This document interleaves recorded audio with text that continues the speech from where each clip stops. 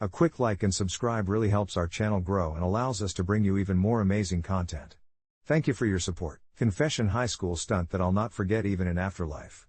They say that the memories we make in high school stick with us, for better or worse, and believe me, my most significant memory is one I never intended to create. I was a quiet kid, the kind who blended into the background, never drawing attention to myself, and certainly never in the spotlight. My best friend, Jamie, on the other hand, was a natural entertainer, full of charisma and always craving excitement. It was early autumn, and the excitement in our yearly traditions was palpable: the homecoming game, the dance, and, of course, the infamous senior pranks. Jamie was convinced we needed to make a mark, and as usual, I got swept up in her enthusiasm, even though the thought made my stomach twist with dread. The idea was simple yet bold: we would sneak onto the roof of our high school and unfurl a massive banner that would read, "Happy Senior Year," in big, bright letters. It would be harmless, just a fun little surprise for everyone attending the pep rally later that week. The night before our planned heist, I lay in bed, the weight of my decision pressing against me. I pictured the banner, fluttering proudly in the wind, the laughter we'd share afterward. But the thought of getting caught gnawed at me. What if we did this and it backfired? I brushed aside my doubts, convincing myself that this was my chance to experience something radical, to break free of my quiet shell. When the day arrived, my stomach was a cacophony of nerves. We had plotted everything meticulously. Jamie had even snuck out supplies and a few ropes to help us climb, the thrill palpable in her eyes as we approached the darkened school. The familiar brick facade loomed in front of us, taking on an ominous hue under the moonlight. We made our way to the back, and with a boost from Jamie, I clambered up to the roof first, my heart racing with adrenaline and fear. Then it was Jamie's turn. As the wind whistled through the air, I realized how high we truly were, the ground beneath us seeming like a distant dream. We worked quickly, laughter punctuating our nervousness as we unrolled the banner, our hearts soaring with each looming moment. Just as we finished, however, the silence shattered. A sound echoed, a loud thump followed by frantic barking. I scanned the surroundings, heart pounding. A security guard. Was it bad luck or a twisted turn of fate? Before we could react, we instinctively ducked behind the rooftop's edge, peering over. My mind raced with panic. "We need to go down. Now," I whispered frantically. But Jamie had a different idea. "We can't leave it here. Just wait and see." She pulled a small flare from her backpack, the kind used for nighttime emergencies. "This is our moment," she insisted, and with that, she lit it up, illuminating the darkness. All around us, the sudden brightness felt like an invitation. But I was frozen in place, heart racing. "What are you doing, Jamie?" I hissed, the breath stopping in my throat as sparks flew. Just then, the door swung open, and the guard emerged, flashlight sweeping the rooftop. Panic surged through me, a wave of dread washing over my decision. But all at once, Jamie turned the flare downward, pointing it like a beacon of trouble. "Hey! Look at us!" she called with an adrenaline-fueled laugh, as she waved frantically. The guard's beam of light snapped toward us, illuminating Jamie's silhouette, and in a split second, my heart plummeted. "Are you crazy?" I shouted, scrambling for the edge as the guard shouted for backup. In the ensuing chaos, Jamie dashed back toward the roof's entrance while I stumbled in confusion, frozen in disbelief at what she had just done. In a flurry of yelling and laughter, tension crackled in the air as Jamie shouted orders, trying to persuade me to join her in escaping toward the exit. But as I hesitated, my heart heavy with dread, I realized I could never go back from this moment. Jamie pushed me to run, and together we bolted toward the roof's ledge, adrenaline pumping through our veins. But just as we reached the door, everything felt surreal. A sharp crack echoed through the night, a piece of the roof crumbling beneath me. I grasped desperately for anything to steady myself, but the floor beneath my feet gave way, and in the chaos, I tumbled downward. My last sight was Jamie's desperate face mirroring my horror as I fell, hearing her scream get swallowed by the dark. There are no words to describe that fall, but I know I hit the ground hard, and darkness enveloped me. I thought I would simply wake up in the infirmary, but when I opened my eyes, I found myself floating above it all, watching as they carried my lifeless body away. Jamie was beside herself with guilt, and I could feel her overwhelming sorrow. But I couldn't blame her. I had willingly followed her, and there's a sick irony in this realization. It was meant to be a fun memory, a fleeting moment before adulthood, and I would have liked to believe that even my absence would have a touch of humor to it. But no, it was just pain and regret. I hovered above everything, the feelings around me pulsing like an echo, binding me to the earth yet freeing me to float as an observer, grasping to make sense of choices unmade and the paths we never took. Years passed in a blur. I watched my classmates graduate, my friends drift apart, and Jamie grow into adulthood haunted by that night. In the end, I was trapped in a moment I wished never happened, aware that no matter how far beyond life I transcended, I would carry this lesson within me, that the stunts we perform in the light of boyhood adventure can whip into dark echoes, shadows of regret that linger like ghosts even into whatever might come after. In a bittersweet way, I now confess that this high school stunt was a grave reminder of how moments can dazzle us with charm, only to unveil their tragic depth when we dare to capture them. As I linger in this ethereal space, watching the lives unfold below, I promise myself, next time, I won't just blend in. I'll be the voice that reminds others to tread carefully even through the laughter. We only get one path and only one chance at choosing it, and I wish I had known that more deeply when I was alive. Update: just a few months back, I overheard Jamie speaking with a friend at the cafe.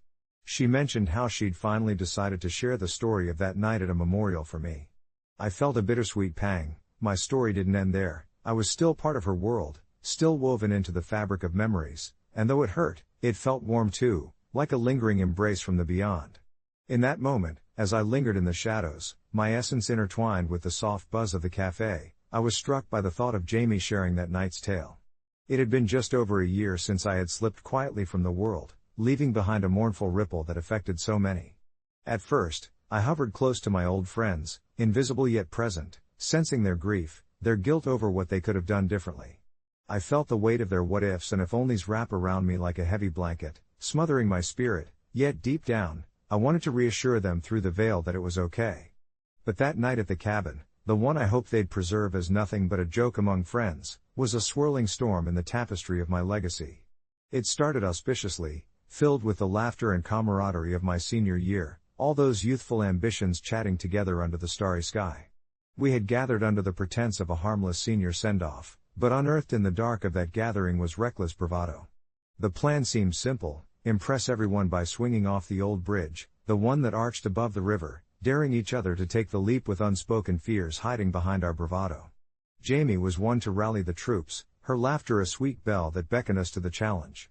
I had always thought I was invincible, a fervent 30-second glimpse of fame that would forge bonds and memories. But that moment, with the cool water glistening below, I hesitated. The whispers of apprehension gripped me, my heart raced at the thought of the fall, its weight anchoring my spirit. Jamie, sensing my hesitation, had urged me on, flashing that confident smile of hers that melted my resolve like butter on toast. In my soul, I wished I had turned back, but instead, I took my leap of faith. As the air rushed around me, every uncertainty fell away in those blissful seconds of weightlessness, only to be followed by a horrifying crash when I met the surface of the river. The cold shocked my system, and pain surged through me like wildfire when I struck the bottom. I didn't realize the severity of my injury until I surfaced, gasping for air, my body heavy, my vision blurring with spots. Friends screamed my name against the chorus of splashing water, confusion woven into their voices. "Help! Somebody call 911. Jamie's screams punctured the cacophony of chaos, but it already felt too late. The water swallowed my vision, tangled me in its depths, and as consciousness ebbed, I sensed the frantic worry in her heart alongside my own fading. I lay in silence, reflecting on the futile nature of our bravado, the fears we brushed aside in the face of friendship, only to unwittingly draft our destinies with strokes of recklessness. I had hoped to have more time, to bridge the gap that stretched between our youth and our potential. As months passed in between dimensions, my presence loomed as a bittersweet memory for my friends.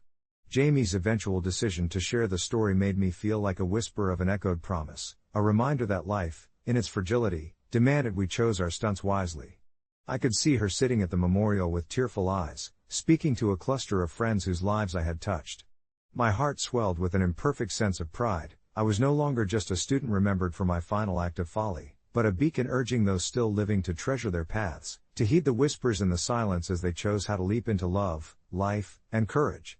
Listening to Jamie recount the laughter, the camaraderie, the mistakes we made, and the lessons learned, I wanted to reach out to her, to tell her I was grateful for the parts she preserved, for every moment stitched together with laughter.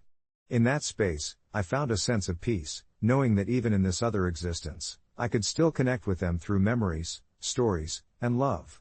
The afterlife had taught me that the simplest moments lived deeply could resonate far beyond the limits of our years, continuing to pulse within their hearts like an eternal flame, reminding them to embrace each step of their journey, lest they find themselves leaping without purpose.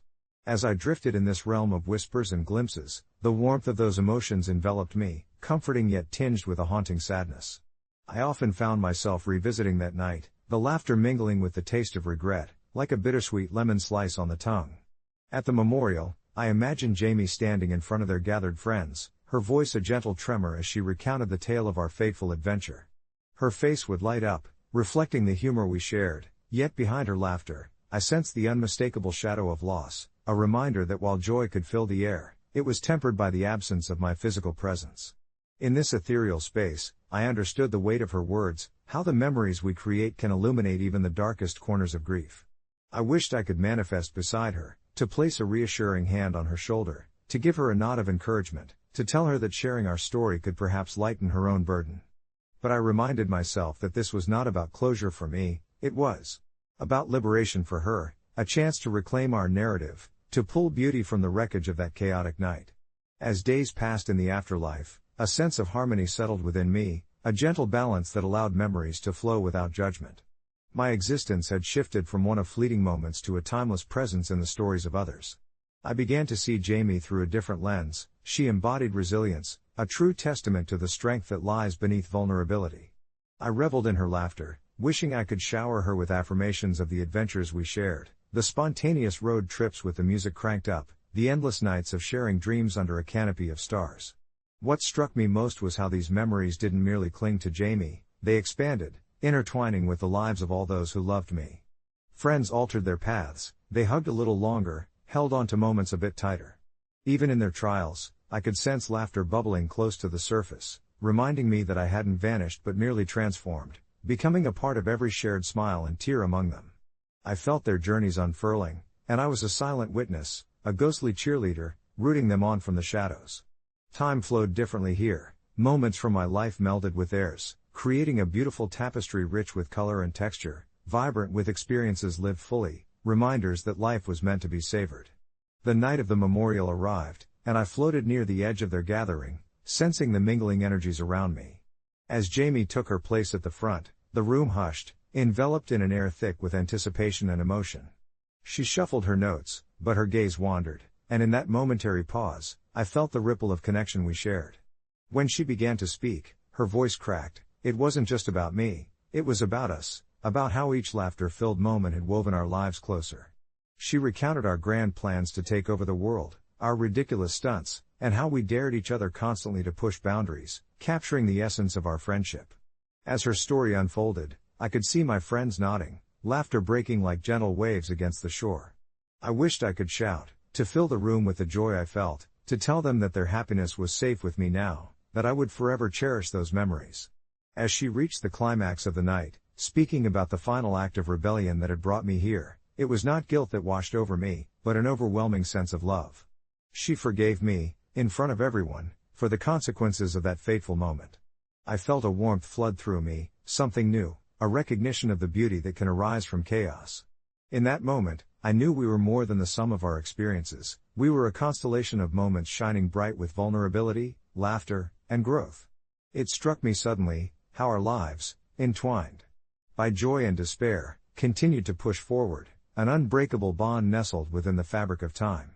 As the night unfolded with stories shared, tears shed, and laughter that echoed into the depths, I floated above it all, watching as Jamie found moments for herself, crafting new memories that would swell with life, allowing her spirit to soar once more. In my ethereal essence, I vowed to always be there when she needed a whisper of reassurance, to nudge her in the right direction when she hesitated. The afterlife had taught me that while I might not walk beside her physically, the connection we forged would pulse through every thought and interaction, transcending beyond existence itself.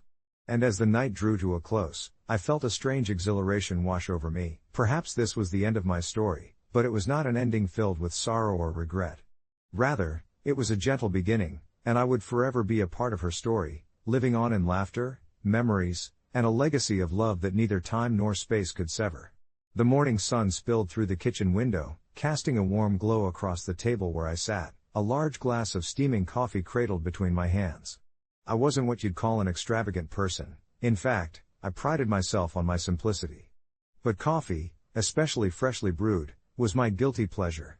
It was the one indulgence I allowed myself in the otherwise orderly chaos of my life as a 31-year-old school teacher.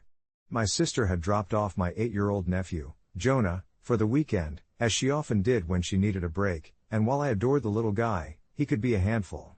Just that morning, as I indulged in my first sip of the rich, dark brew, Jonah peeked out from behind the living room couch, his eyes wide and filled with the innocent curiosity that made parenting both a joy and a challenge.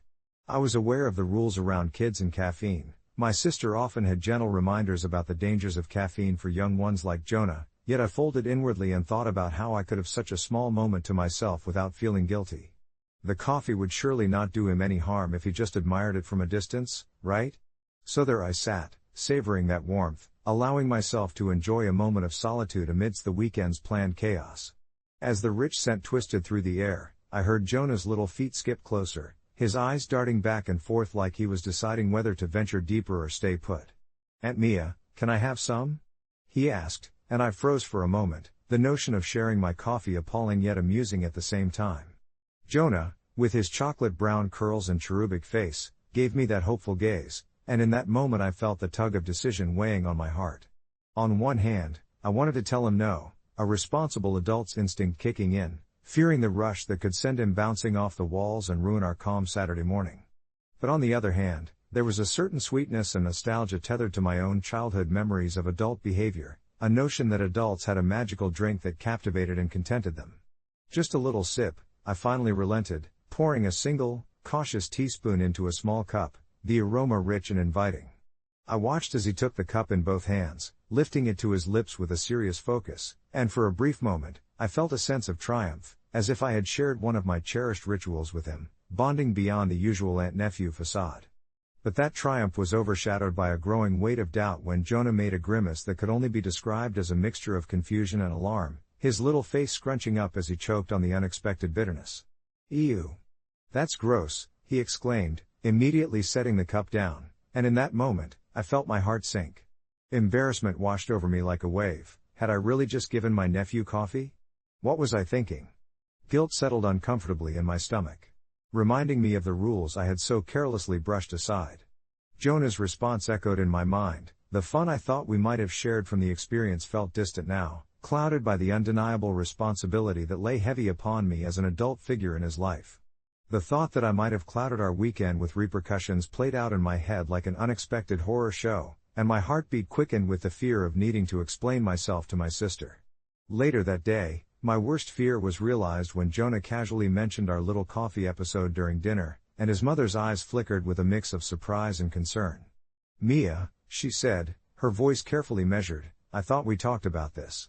What were you thinking?" It wasn't an accusatory tone, merely an acknowledgement of the boundaries we navigate to keep our kids safe, but it cut deeper than I expected.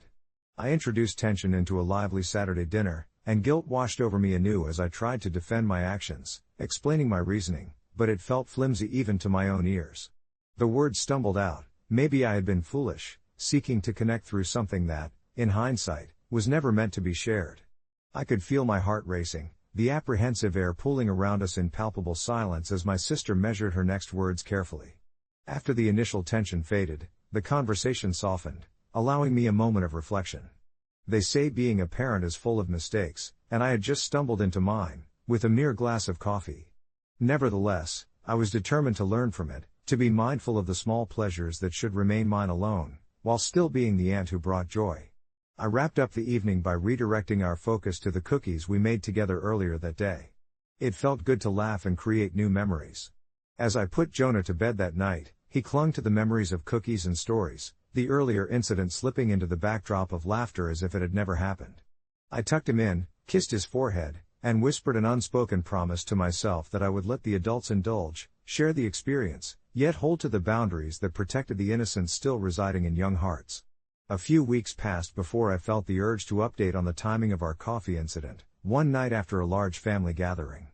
Jonah, unwittingly overheard commenting to his mother about wanting to try coffee again when he grew up, brought an unexpected smile, tinged with regret, to my face. My sister looked at me with that knowing smile, a mix of affection and teasing that told me she understood I was learning from this, an aunt who cared deeply, yet found herself navigating the sometimes tumultuous waters of an alternative relationship. Maybe just wait a few years, huh? She would chuckle softly, and I could only nod, feeling a warm embrace of acceptance around the gentle, growing bond with my nephew that promised many more adventures to come, coffee aside. As the sun began to set, painting the sky with strokes of orange and purple, I leaned back against the worn-out couch of my sister's living room, enveloped in a comfort that was both nostalgic and suffocating. The laughter of my nephew, Lucas, still echoed in my ears, a melody of youthful innocence and wonder that reminded me of everything I cherished in our relationship. It was the first time I had seriously considered how my choices, even the seemingly trivial ones, might affect him. I thought of our earlier conversation, where his curious eyes had sparked with excitement at the thought of coffee, something I had once so eagerly introduced into my own life, imagining the day I could share it with him. A part of me felt a pang of guilt for sipping my steaming mug so casually, hardly second-guessing those age-old debates surrounding caffeine and childhood. My sister had always been the more conscientious parent, the one who would often reel me in from my more impulsive decisions. In many ways, I admired her for it. Even now, as she washed the dishes in her own rhythmic, calming manner, I could see her glancing back over her shoulder, her smile a testament to our unfinished conversations, as if gauging my mind state. "Want to help me with this?"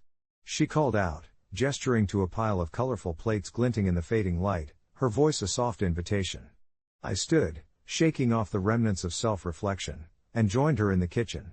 As we washed and dried, our chatter turned playful, bouncing between memories of our childhood and plans for the future. The scent of the lingering dinner wafted around us like a warm blanket, the comforting aroma of roasted chicken mingling with ginger and garlic, creating a homey atmosphere that only deepened our familial bond. It was in these moments that I truly felt the depth of my connection to her and to Lucas, with every shared laugh acting as a thread weaving us tighter together. Yet, the earlier discussion about coffee pooled in my thoughts, not dissipating but rather growing denser, revealing uncharted waters in my role as an aunt. Should I really wait for him? Should I not? I realized that it wasn't about the coffee at all, it was about modeling a relationship with choices, understanding, and ultimately, moderation. Would that cup of coffee, once presented to him, symbolize a moment of bonding, or could it come to represent something he may someday even struggle with in his own life? And what if my apparent acceptance of it pushed him to seek out experiences too soon? It was a delicate dance of influence, one that weighed heavily on my heart. By the time we finished cleaning up, the stars began to peek through the darkened sky, twinkling like distant thoughts of dreams yet to come. I turned to Lucas, who had taken up residence in the corner of the living room with a pile of Lego bricks that sparkled in every color imaginable, erupting into a miniature metropolis. His concentration was captivating, his little tongue peeked out in concentrated determination as he clicked two pieces together, forming something only he could see. I crouched beside him, resting my elbows on my knees, torn between wanting to acknowledge our previous conversation and wanting to admire his creations without intruding. "What are you building?"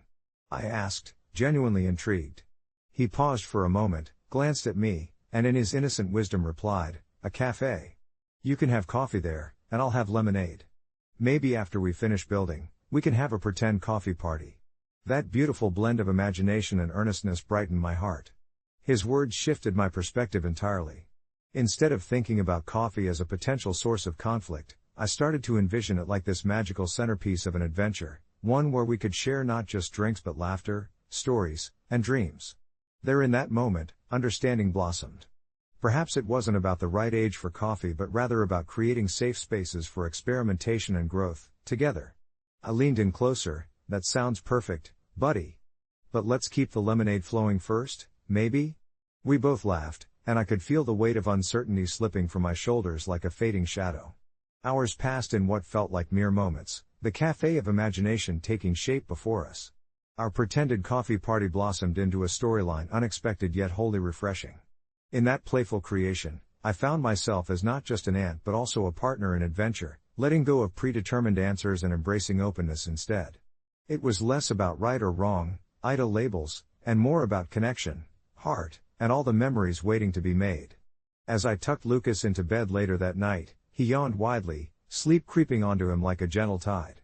I kissed his forehead and whispered goodnight, my heart swelling with the promise of more moments to come, both real and imagined. The warm embrace of family and joyous curiosity would forever be the backdrop to our memories, and while my inclination towards creating boundaries would always linger, I now saw clearly that love, laughter, and a big glass of playful imagination was more than enough to guide us forward. And as I slipped into my own bed that night, cozy under the covers, I couldn't shake the feeling that perhaps in our imperfect, vibrant tapestry of life, there was no real asshole, only uncontrollable love, transformative moments, and the chance to share in the whimsical journey of growing up together, sip by sip, lesson by lesson. The next morning dawned crisp and bright, the sun streaming through my bedroom window, determined to brush off the remnants of last night's contemplative mood. I lay there for a moment, blinking at the sunlight as it nudged me awake, and replayed the previous day's events in my mind.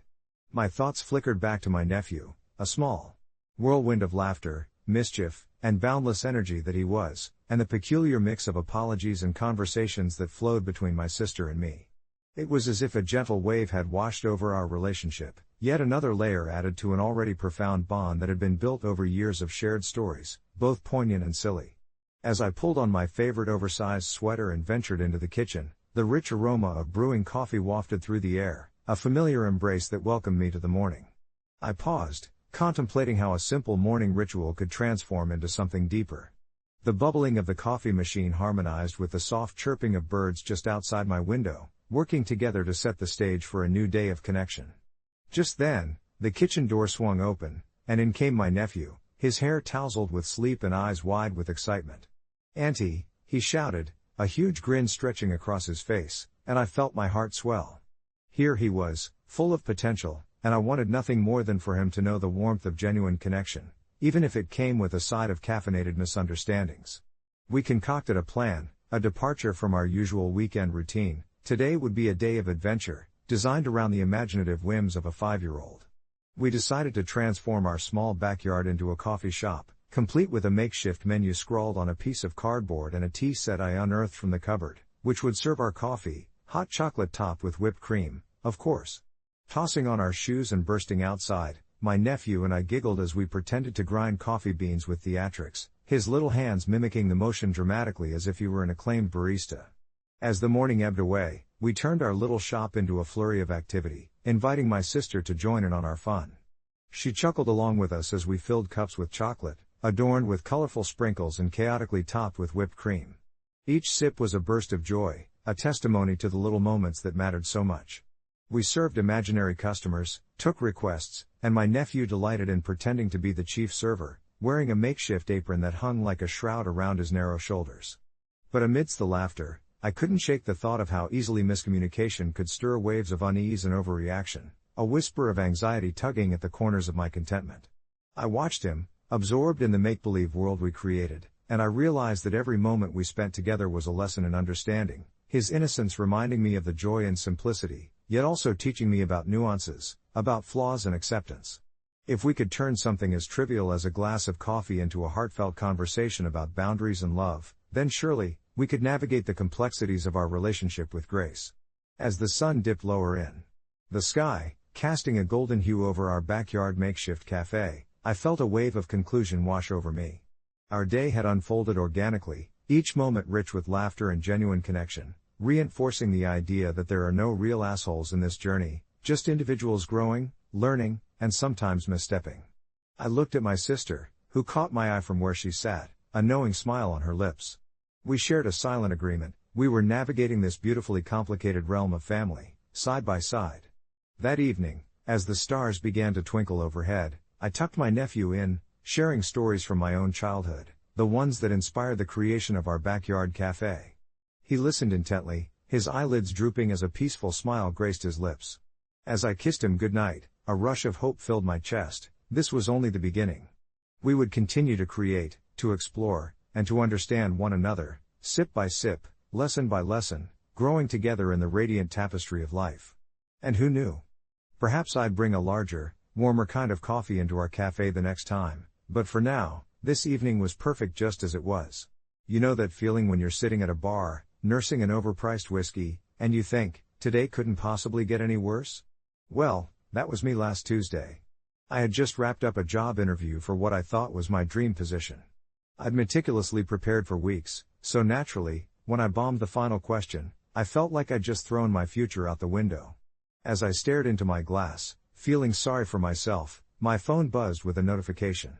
It was a Facebook message from Rachel, one of my old coworkers. We hadn't spoken since I left that job, and if I'm being completely honest, I wasn't super eager to hear from her. Rachel had a knack for being overly critical. She'd always found a way to step in when she thought I was screwing up, usually in front of the whole team. A real joy at 9 a.m. on a Monday, right? So, I hesitated before opening the message. Hey. I just saw your post about that interview. I hope you did well. Just in case you need any references, let me know. Sweet, right? But a part of me stiffened. I didn't want her help. I needed to distance myself from the toxicity of that workplace, and Rachel was absolutely a part of it. Fueled by whiskey, I typed out a response that I probably shouldn't have. Thanks, but I'd prefer not to reach out. You and I never quite saw eye to eye at work. I hit send, taken aback by my own boldness. What was I thinking? The warmth in my cheeks reminded me I was still processing rejection from the interview, and maybe I had a little more to drink than I should have. The reply came quicker than I anticipated. What do you mean? I thought we had a good working relationship. It felt like a slap to the face. Good working relationship? Seriously? Something snapped in me. I was just done. I fired back, honestly, I don't like you, Rachel. We didn't have a good relationship, you constantly made me second guess everything, and frankly, I was relieved when I left. There it was, louder than my own thoughts. After a moment of silence, I realized the bar had gone quiet, and I could feel the eyes from a couple of the patrons on me. Oh great, now I was the spectacle. Rachel didn't retaliate, but her typing dots popped up and disappeared. My stomach twisted. Why had I opened this Pandora's box?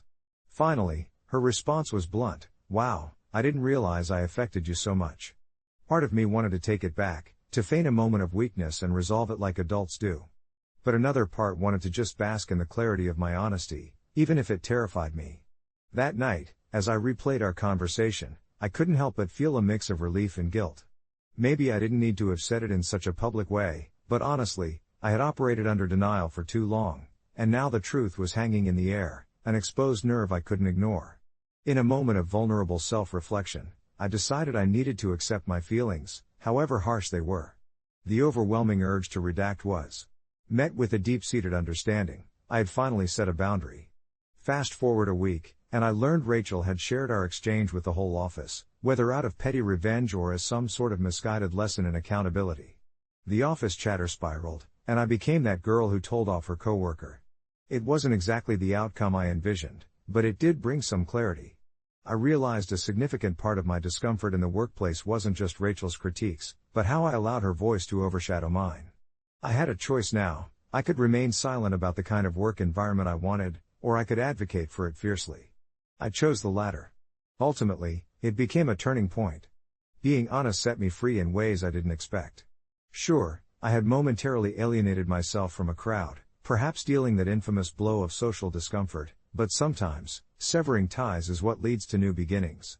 I sat down at my desk that following Monday, and for the first time, I felt lighter, empowered to not just question but also dictate my worth, and honestly, isn't that what we all strive for after walking away from a toxic environment? In its own way, perhaps I had started stirring the pot, and now my own recipe was coming together. Who knew a drunken confrontation could pave the way for something entirely unexpected? I took a deep breath and settled into that newfound empowerment, my fingers dancing over the keyboard as I tackled emails with a clarity I'd lacked before. The awkwardness from Friday's confrontation still buzzed softly in the back of my mind, but surprisingly, it didn't weigh me down. If anything, it emboldened me to navigate my workday with a sharper sense of who I was and what I wanted. The air felt different, as if I'd shaken off dust that had settled too thickly over the months spent tiptoeing around the opinions of others. Still, it wasn't as simple as I had hoped. I glanced up occasionally, my former coworker, Liam, hovering around the break room, bantering with others. There was a noticeable shift in the atmosphere. Some friends avoided his gaze while others awkwardly laughed a little too loudly at his jokes. And then there was me, torn between relief and guilt. Yes, I'd said what I had to, but watching him try to fit back into the dynamic with forced smiles tugged at something within me. Was I the one who had thrown the first stone, or had I merely uncovered something that was always rotting beneath the surface?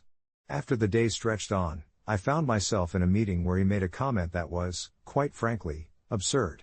The room contained an array of reactions, nervous giggles, suppressed eye rolls, but I felt it sharper.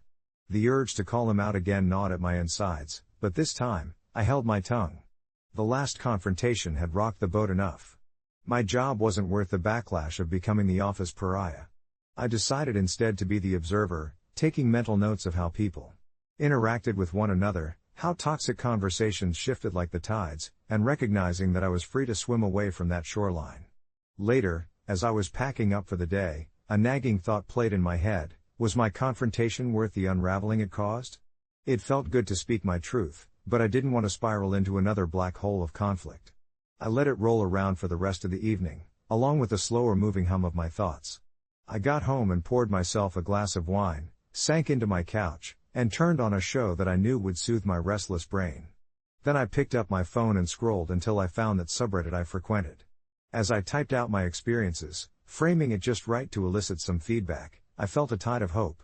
Maybe I wasn't an asshole for wanting respect, but even writing those words out made me realize the complexity of it all.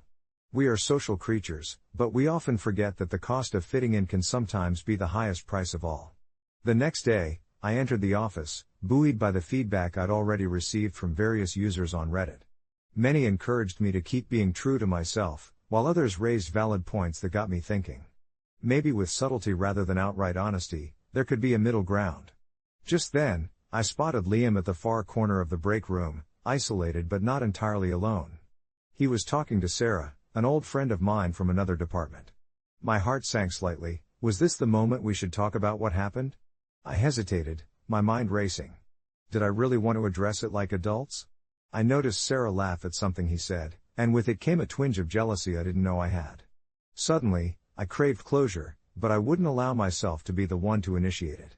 My ego clashed with my desire for peace, but as I moved to pour a cup of coffee, I caught Liam's eye. He smirked, and something shifted inside me, something dark lifted, and instead of feeling anger, I felt a wave of sympathy wash over me. Maybe he was just navigating his way through this strange office dynamic as I was. I took a sip of my coffee, suddenly deciding that I wouldn't avoid him anymore. Maybe once bitten, twice shy, but I was done living like the awkward chess piece caught between an unyielding game. For better or worse, the echoes of that night still lingered, but instead of defining what I did wrong, they ignited a new curiosity. As I made my way back to my desk, I felt lighter, braced by the possibilities that lay ahead. After all, if I could be strong enough to voice my dislike, then maybe I could also find the courage to create new connections. I smiled softly at the thought, understanding now that growth often springs from the messy and uncomfortable feelings we try to push aside. It was about time for all of us to step up or move aside. As the days passed, I started noticing little shifts around me that reflected my newfound resolve. I interacted with coworkers I had previously ignored, the ones whose small talk seemed trivial in the shadow of my ex-coworkers' drama. Each interaction was a gentle electric charge, awakening a part of me that had long felt dormant. One afternoon, during a lunch break that felt too quiet, I joined a few colleagues who usually sat at a different table. They were discussing a recent movie, laughter punctuating their conversation. Without thinking much, I chimed in with my own take on it, surprised at how easily my words flowed. They welcomed my input as if I had always belonged there, and with each laugh shared, my confidence grew. I began to realize that I could carve out my space without pretending to be someone I wasn't. But it wasn't all smooth sailing. I still had to navigate the aftermath of that confrontation with my ex-coworker, Julian. Word had spread through the office grapevine. I could almost feel the unspoken questions pulsing in the air whenever I passed by my old teammates. Did you really say that? You called him out? I felt their curiosity like heat against my skin, and sometimes it was unsettling. One morning, I found a message from Julian, through an app we once used to communicate during work. His words were careful and almost businesslike. Can we talk? I'd like to clear the air. I stared at the screen, my heart pounding. On one hand, I wanted to dismiss him completely, unwilling to reopen that wound. Still, a part of me felt compelled to understand what he might say. Maybe he was genuinely sorry, or maybe he'd warped the narrative to cast himself as the victim. Deciding to meet felt like a reckless gamble. When I arrived at the cafe, I spotted him at a corner table, his posture almost defensive, hands clasped tightly over his coffee cup. I chose not to sit opposite him and instead settled into the chair next to him, creating a barrier, perhaps as a quiet reminder that this space we had once shared had fundamentally changed. Julian opened with a hesitant compliment about my courage during that night. "I wasn't expecting you to say anything, honestly," he said, and I sensed a mixture of surprise and irritation in his tone. "People usually just let me walk over them." I couldn't help but scoff, the sound escaping before I could rein it in.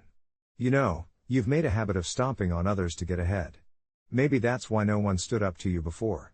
The challenge hung in the air, and our eyes locked, a shared moment of confrontation that felt strangely invigorating.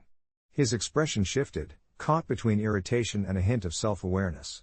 "I didn't realize I was coming off like that," he said slowly, as if genuinely processing my words. We continued to talk, the tension ebbing and flowing, dissecting the past while carefully avoiding reliving it. I could still sense the defensive walls he held up, but there were flickers of vulnerability, almost like he was testing the waters to see if I would lash out again. We spoke for nearly an hour, and I found myself, surprisingly, feeling some degree of empathy for him. Here was a person who, despite his shortcomings, was human and complex. We parted ways that day without any grand gestures of reconciliation, just a simple nod of recognition that we had laid a few cards on the table. As I walked away, the weight on my chest lifted a little more. In the weeks that followed, I realized how much my decisions had shifted the dynamics of my workplace, taking the first step toward forging a community that felt less about keeping up appearances and more about honest connections. It opened doors to deeper conversations infused with real understanding. I found myself surrounded by allies rather than competitors, and we collaborated on projects with a synergy I had never experienced before. Reflecting on that night now, I can't help but marvel at how a single act of clarity and confrontation, however messy it was, laid the groundwork for a healthier environment. Sometimes we must be uncomfortable to unearth the beauty in our connections. Julian sent an unexpected message weeks later, just a single thumbs-up emoji after I presented a project idea we both worked on. I chuckled at how far we'd come, and in that moment, I felt a sense of peace wash over me. There's strength in authenticity, I realized, and I was finally ready to embrace it. My father's birthday dinner was supposed to be a joyous occasion, a celebration filled with laughter and shared memories, but as I sat there, the weight of unresolved grief rested heavily on my chest. It's funny how the three of us, my dad, my sister Sarah, and I, had always formed a tight-knit unit, yet recent events had begun to fracture that bond. Just 6 months had passed since I suffered a miscarriage, a time when my world turned gray, where joy felt like a distant memory, and the unwavering support I had hoped for from my family seemed, at best, insufficient. I had spent weeks preparing myself for this dinner, eager to distract my mind and feel a sense of normalcy again, but a knot began to twist in my stomach as soon as we arrived at the quaint little restaurant my dad loved. The walls were decorated with photographs from his past birthdays, capturing moments of bliss that now felt unbearably distant. As our waiter brought over the first round of drinks, I inhaled deeply, trying to soak in the laughter of others at nearby tables, the clinking of glasses ringing like a soft melody in my ears. My dad, with his warm eyes twinkling, regaled us with stories from his youth, tales of cross-country road trips and shenanigans with friends. I smiled and took sips of my wine, cherishing the moments of levity he brought, yet shadows loomed in my heart, blossoming with each passing minute. That's when I heard it, a quiet voice carrying through the room, sharp enough to slice through the cheerful hum of conversation. Sarah, seated just across from me, casually remarked to her partner, "Well, at least Mom didn't have to deal with a tiny grave this year." The words dropped heavily into the air, and for a moment, the world around me faded. My heart raced, and my fingers gripped the edge of the table as dread washed over me like bitter cold water. How could she say something so callous? The hurt of my loss bubbled up, intertwining with a complex blend of anger and disbelief. I had always considered Sarah my closest confidant, but now she felt like a stranger, one who didn't comprehend the weight of what I had been through or the sensitivity required when discussing grief. It took all my strength to maintain a facade of composure, but each shallow breath hinted at the storm brewing within me. The entire dinner suddenly felt unbearable, my father's laughter ringing hollow as myriad thoughts cascaded through my mind. I felt the familiar urge to flee, to escape the suffocating reality of my sister's insensitivity. Finally, unable to bear it any longer and desperate to shield myself from any further emotional assault, I stood up, excusing myself with a shaky voice. My dad's laughter dimmed, and an uneasy silence crept in as he looked up, confusion clouding his features. I hurried toward the restroom, each step feeling like an avalanche of regret crashing down on me, for leaving, for how my sister could be so ignorant of my pain, for what was supposed to be a celebration of my father's life morphing into a spotlight on my loss. Once inside the small, dimly lit restroom, I stared at my reflection in the mirror, trying to decipher the woman looking back. Anger flared like wildfire, and I told myself I was justified to feel this way. I reached for my phone, contemplating sending a message to my sister, maybe to explain how her comment had tangled my heart in knots. But each time I typed a word, it felt inadequate, like I was fumbling to convey a deep sadness that she may never understand. I left the restaurant, heart aching and burdened, and as I sat alone in my car, the muffled sounds of the joyful gathering faded into the night. I ruminated over my sister's words, wondering if I had truly overreacted. I drove home in silence, clutching the steering wheel tight, the road ahead blurring through tears. I tried to keep at bay. It wasn't until I got home that I found a sliver of calmness, the weight of the day beginning to lift, and I reflected on the necessity of self-care amidst the chaos. Maybe my response to Sarah was not just about her comment, it was my silent plea for recognition of my pain, a desperate call for empathy that I longed for, yet struggled to express. Weeks passed, and I hesitated, swirling in miscommunication and confusion. Then one quiet afternoon, I finally decided to reach out to Sarah. I texted her, opening the doors for a conversation that would lead us into fragile territory. To my surprise, she responded almost immediately, expressing her own vulnerability. Sarah confessed she had been scared to address my loss, unsure of how to support me, fearing she would say the wrong thing. In turn, I explained how her thoughtless comment had sent me spiraling, how grief could feel isolating, especially in the walls built between family. It wasn't a fairy tale ending. Instead, it transformed into a delicate stitch, communication slowly weaving our hearts back together. We realized we had been struggling at opposite ends of the same spectrum, needing each other without knowing how to reach out. As for our father's birthday, I returned to our family dinners, hesitant yet hopeful, ready to make new memories, learning the ebb and flow of grief and joy intertwined. It wouldn't always be easy, but perhaps through understanding, even those heavy ties could strengthen our bond. A few months later, we even planned a gathering to honor my lost baby, a gentle way for us all to acknowledge the fragility of life together. It wasn't just about acknowledging my hurt anymore, it became a shared experience that drew us closer, nurturing the bond we once thought lost. This whole experience taught me a powerful lesson about the intricacies of grief. We can be both hurt and hurting without meaning to, and sometimes the simplest misstep can lead to the most profound realizations. In the end, we came to understand that healing is a journey best walked together, even when the path may be a bit rocky. As the weeks rolled on, my family and I began to reshape the focus of our gatherings, infusing them with stories about the loved ones we had lost and celebrating the lives we still had. Each meeting became a chapter in our collective healing, and slowly, we found joy in shared laughter and nostalgic recollections, all while allowing room for tears when they surfaced. It felt surreal at times, navigating the delicate balance between joy and sorrow. My sister would often reminisce about growing up, cracking jokes about our childhood antics, and I would join in, laughing until I forgot about the heavy ache nestled within my heart. Yet, with every joke, I was acutely aware of an underlying tension that lingered. Our grief was raw, and though we had found a semblance of healing, there were still unspoken words tethered to our experiences. One evening, after what had been a particularly lovely dinner filled with good food and laughter, I noticed my sister staring out the window, her brow furrowed in a way that suggested a silent battle was happening inside her. It was a moment of connection lost in translation, and somehow I knew that she was wrestling with her own guilt, her own questions about our shared experience of loss. Taking a deep breath, I asked her what was on her mind, and she hesitated before her voice came out as merely a whisper. "I can't believe how different life feels now. Do you think we'll ever get back to normal?" As she looked at me, vulnerability flickering in her eyes, I recognized the fear she held, fear that our family would remain fractured, struggling beneath the weight of absence. I reached for her hand, a simple gesture meant to convey solidarity, signaling that the pathway to normal was no longer our goal. Together, we were redefining what our family meant. In the days that followed, we made it a point to engage in small but meaningful rituals. We repurposed anniversaries of our losses into days of gratitude, where we would sit together, perhaps with a candle lit or a favorite photo framed between us, and recount stories of our loved ones, mirthful tales mixed with those easier to swallow that were steeped in love. My sister opened up more, sharing her own struggles with guilt and regret, angles of grief I hadn't seen before. Each conversation gradually eroded the walls we had built around our hearts. We remembered not just those who had left us but also acknowledged our shared humanity and the heavy burden it bore.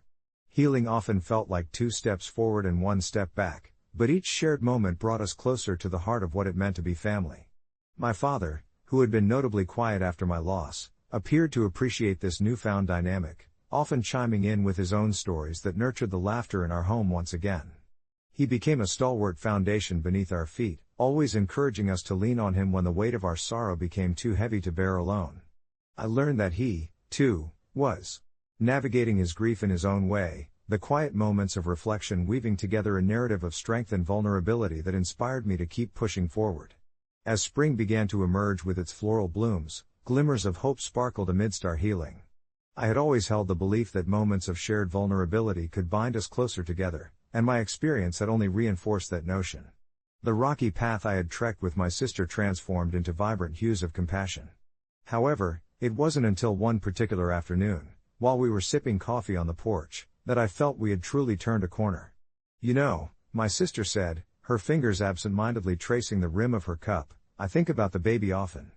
I still grieve, but it feels different now. It's more about remembering than just sadness." Those words settled around us like a gentle breeze, palpable yet comforting as we both acknowledged the bittersweet nature of our memories. By this point, I realized healing wasn't a linear path but rather an intricate tapestry of emotions, perspectives, and connections. As the sun dipped below the horizon that evening, casting hues of gold across the landscape, I felt an overwhelming sense of gratitude for where we were. This persistent journey teased out the best of us, the lessons learned, the love rekindled, and bonds fortified through shared experiences of grief and love. Looking back now, I understand that acknowledging our individual and collective hurt was just the beginning. It was essential to honor those we lost, yet it was equally pivotal to foster life in our own hearts while doing so. As I reflect on my journey, I find comfort in knowing that while the scars may never completely fade, they have transformed into marks of love, reminders of life's fragility that allowed us to grow as individuals and as a family. Healing becomes a narrative constantly rewritten, just as our love continues to bloom, bright and enduring, a cycle of remembrance and connection that honors not just the lost but also those still here, cherishing every moment we share together. Update: a few months later, when the fall leaves began to blanket the ground, my sister and I found ourselves volunteering at a local charity that supported families who had experienced loss.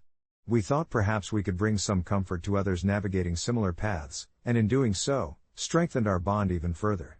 Each story shared was a reminder of our resilience, proving that together, we were not only bereaved but beautifully alive, creating new pages for the chapters that lay ahead.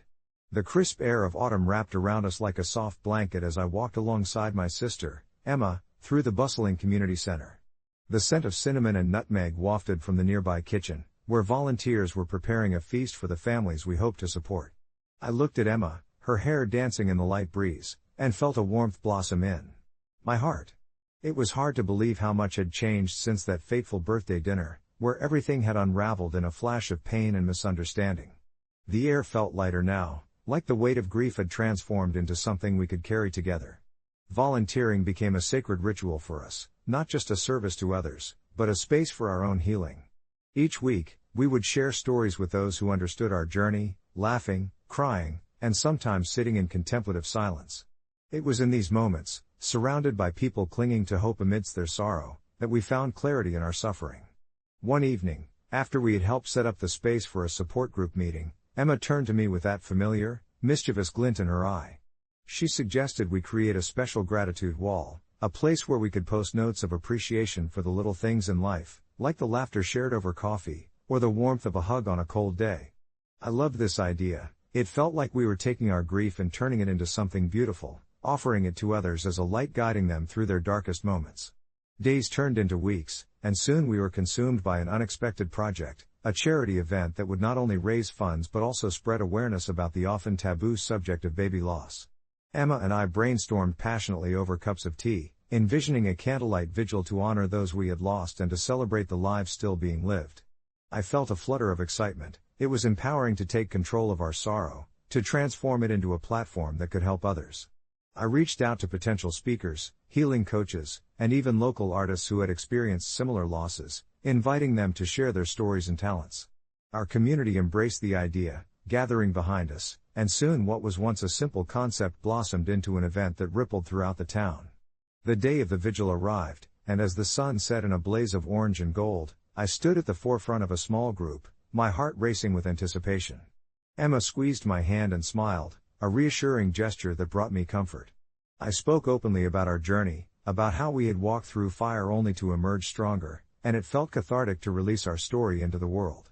As candles flickered to life, their gentle flames reflecting in the eyes of those gathered, I felt a profound sense of connection, no longer alone in my sorrow, but part of something much greater. Each shared remembrance, each tear, and each smile became a thread weaving us together, reminding me that grief, while isolating, could also create a community of love and understanding. After the event, as we cleaned up and started to close the space for the night, Emma surprised me with a warm hug. "I didn't think we could turn our sadness into something so beautiful," she said, a hint of disbelief in her voice. "But look at what we did." I nodded, overwhelmed with emotion.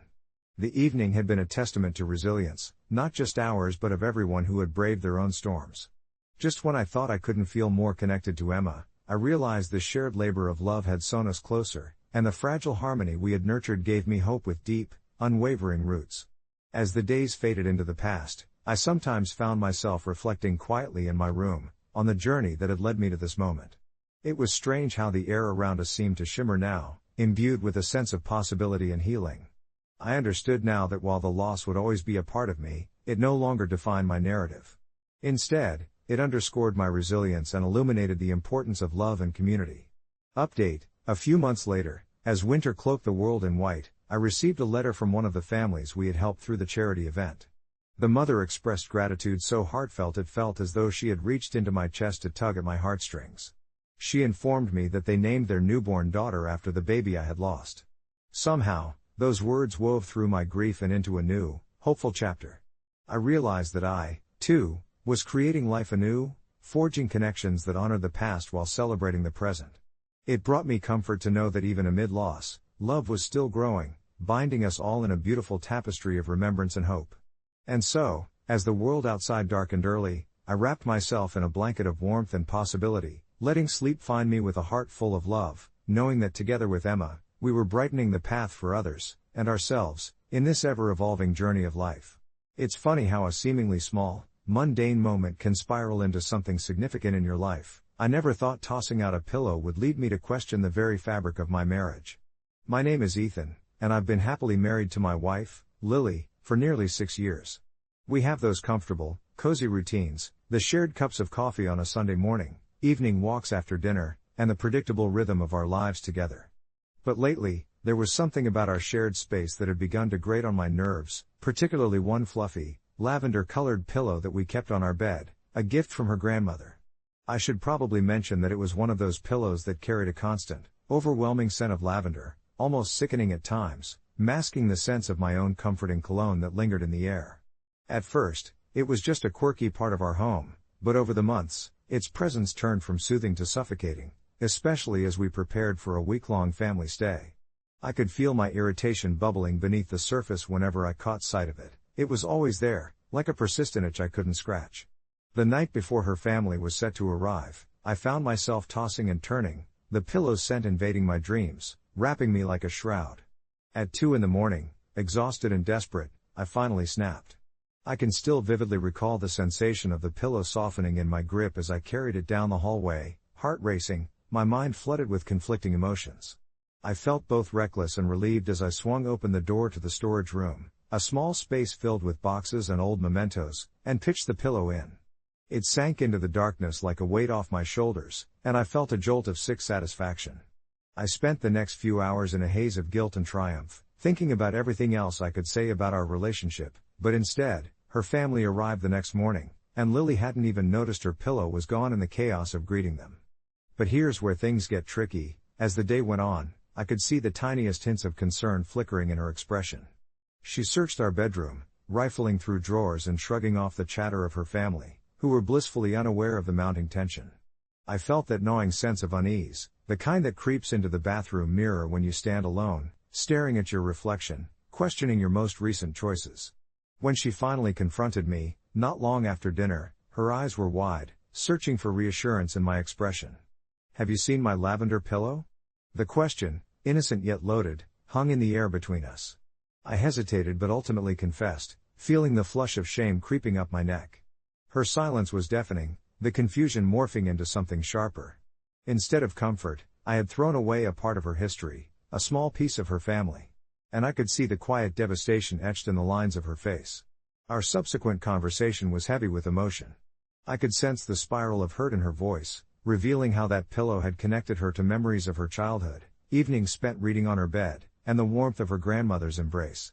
My heart sank deeper with each story she shared, a gentle reminder that sometimes love can be tangled within the tiniest details of our lives. I apologized repeatedly, feeling utterly foolish for treating her cherished memory so carelessly. We stayed up late that night, navigating through laughter and tears, acknowledging the fragility of our emotions. I never imagined that a pillow could spark such vulnerability, forcing us to confront things we often take for granted. After we reached an understanding, we decided together to continue looking for that pillow, even if it meant rummaging through the heap of nostalgia and dust lurking in that storied room. The tension eased slowly, like steam from a boiling kettle, and I found peace in the act of searching for it together. It was a journey that brought us closer, reaffirming our commitment despite the initial bump in the road. Eventually, we unearthed the pillow, still rich with its lavender scent and the remnants of a once frayed.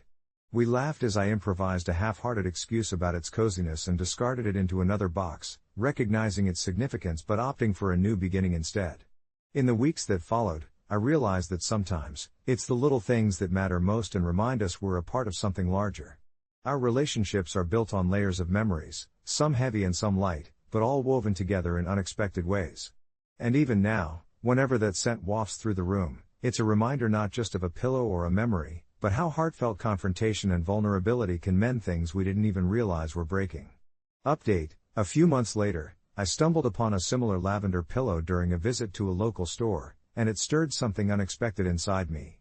With a gentle hesitation, I decided to buy it and, upon presenting it to Lily with a hesitant smile, I felt the warmth return to our bedroom.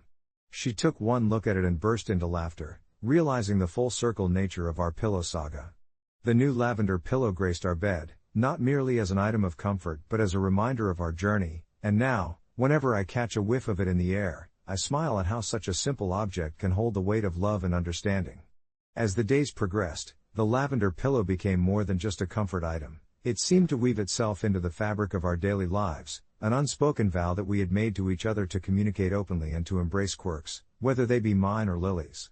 I found myself taking more time to appreciate the little moments we shared.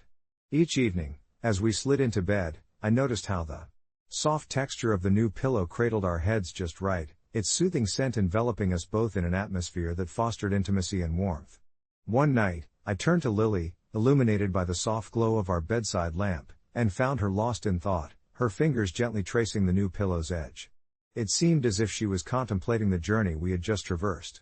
I asked her what was on her mind, and after a moment's pause, she admitted that she had been reflecting on how our pillow saga had inadvertently highlighted deeper truths about our relationship, how our unique little battles often revealed the ways we could grow together. She smiled then, that beautiful, sincere smile that lit up her eyes, and I felt a wave of fondness wash over me.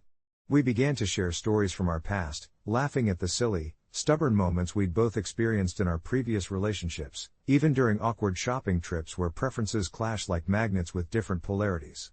Each anecdote drew us closer. I was reminded of how important it is to embrace and accept those differences, rather than let them fester into something that could harm the bond we nurtured.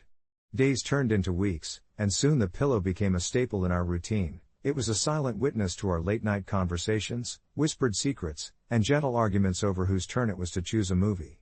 We found harmony not only in our togetherness, but also in the acceptance of our divergences. The lavender aroma became a soothing constant in our home, an aromatic thread that knitted us closer every day. Yet, like all relationships navigating their intricate paths, we did stumble upon a moment of disquietude. One stormy evening, I returned home to find the light from our kitchen casting a warm glow through the window, a familiar sight that usually warmed my heart, yet on this particular night, something felt off. As I stepped inside, I noticed the electric tension in the air. Lily was seated at the kitchen table, her gaze fixed on the window, and I could see her shoulders slightly tense as I approached. Her silence spoke volumes. She seemed deep in thought, but frustration simmered just beneath the surface. I sat down across from her, the storm outside mirroring the brewing conflict between us. "What's wrong?" I asked gently, as I reached across to touch her hand. She pulled her fingers away, an act that stung unexpectedly, making my heart race with anxiety. "It's just. Sometimes, I feel like you still don't really get it, you know?" Her words hung heavily in the air. I felt a knot tighten in my stomach, unsure of how to respond, but I pressed on. We spent hours unraveling our feelings, with the lavender pillow silently softening the edges of our tumultuous discussion. It was during that exchange that I realized how vital it was to keep the channels of communication open. My fear of conflict had often led me to be passive, while Lily's sensitivity to every little slight sometimes made her seem unyielding. Together we acknowledged the growing pains that had followed us from relationship to relationship. I wanted to assure her that I was committed to understanding her emotions, but my own insecurities struggled to surface amidst the haze of tension. We finally stood on a precipice. Either side could lead to deeper understanding or further resentment. After a long, watchful silence, I finally pulled the lavender pillow close to me and smiled weakly. "Maybe this pillow has more lessons for us than we thought," I said, chuckling softly, trying to diffuse the tension. Lily snorted in response, breaking the heaviness that had wrapped around us like a fog. As the laughter bubbled between us, we recognized the absurdity of letting such small misunderstandings amplify into something bigger. Our hearts lightened, and the glow in the room shifted. We promised to keep talking, to share our feelings no matter how uncomfortable they felt. With that, we drew together, the lavender pillow positioned as a bridge rather than a barrier. It was at that moment, nestled together in shared vulnerability, that the pillow gained yet another layer of meaning, not just a symbol of comfort, but a reminder of the importance of facing conflict together, wrapped up in love and understanding. There was something powerful in that concession. I couldn't help but feel grateful for the lessons still ahead of us, knowing that through it all, our lavender pillow would remain steadfast, soaking up the experiences of both laughter and tears, ever present on our journey together, guiding us toward deeper connection. As the days turned into weeks, the lavender pillow transformed from a mere item on our bed into an emblem of our evolving relationship. Each time I settled down at night beside Lily, I could feel the softness of that pillow cradling not just our heads, but our unspoken hopes and vulnerabilities. There were evenings when we discussed everything from work frustrations to dreams for the future, our heads resting upon it as if it were a shared confidant. It seemed like that pillow had the unique ability to diffuse tension, allowing us to speak openly, something we hadn't always done in the past. One particularly cool autumn night, when the leaves outside were swirling in the brisk wind, I decided to surprise her with a small picnic in our living room, laying out a blanket and preparing some of her favorite snacks. The casual atmosphere, punctuated with laughter, created a backdrop that felt almost magical. That evening, we talked more deeply than I had anticipated, delving into the very reasons behind our arguments, our dreams, and what we actually wanted for ourselves as individuals, and for our life together as a couple. It felt liberating, to be so open, and I found myself reflecting on the pillow's role as a catalyst for our newfound honesty.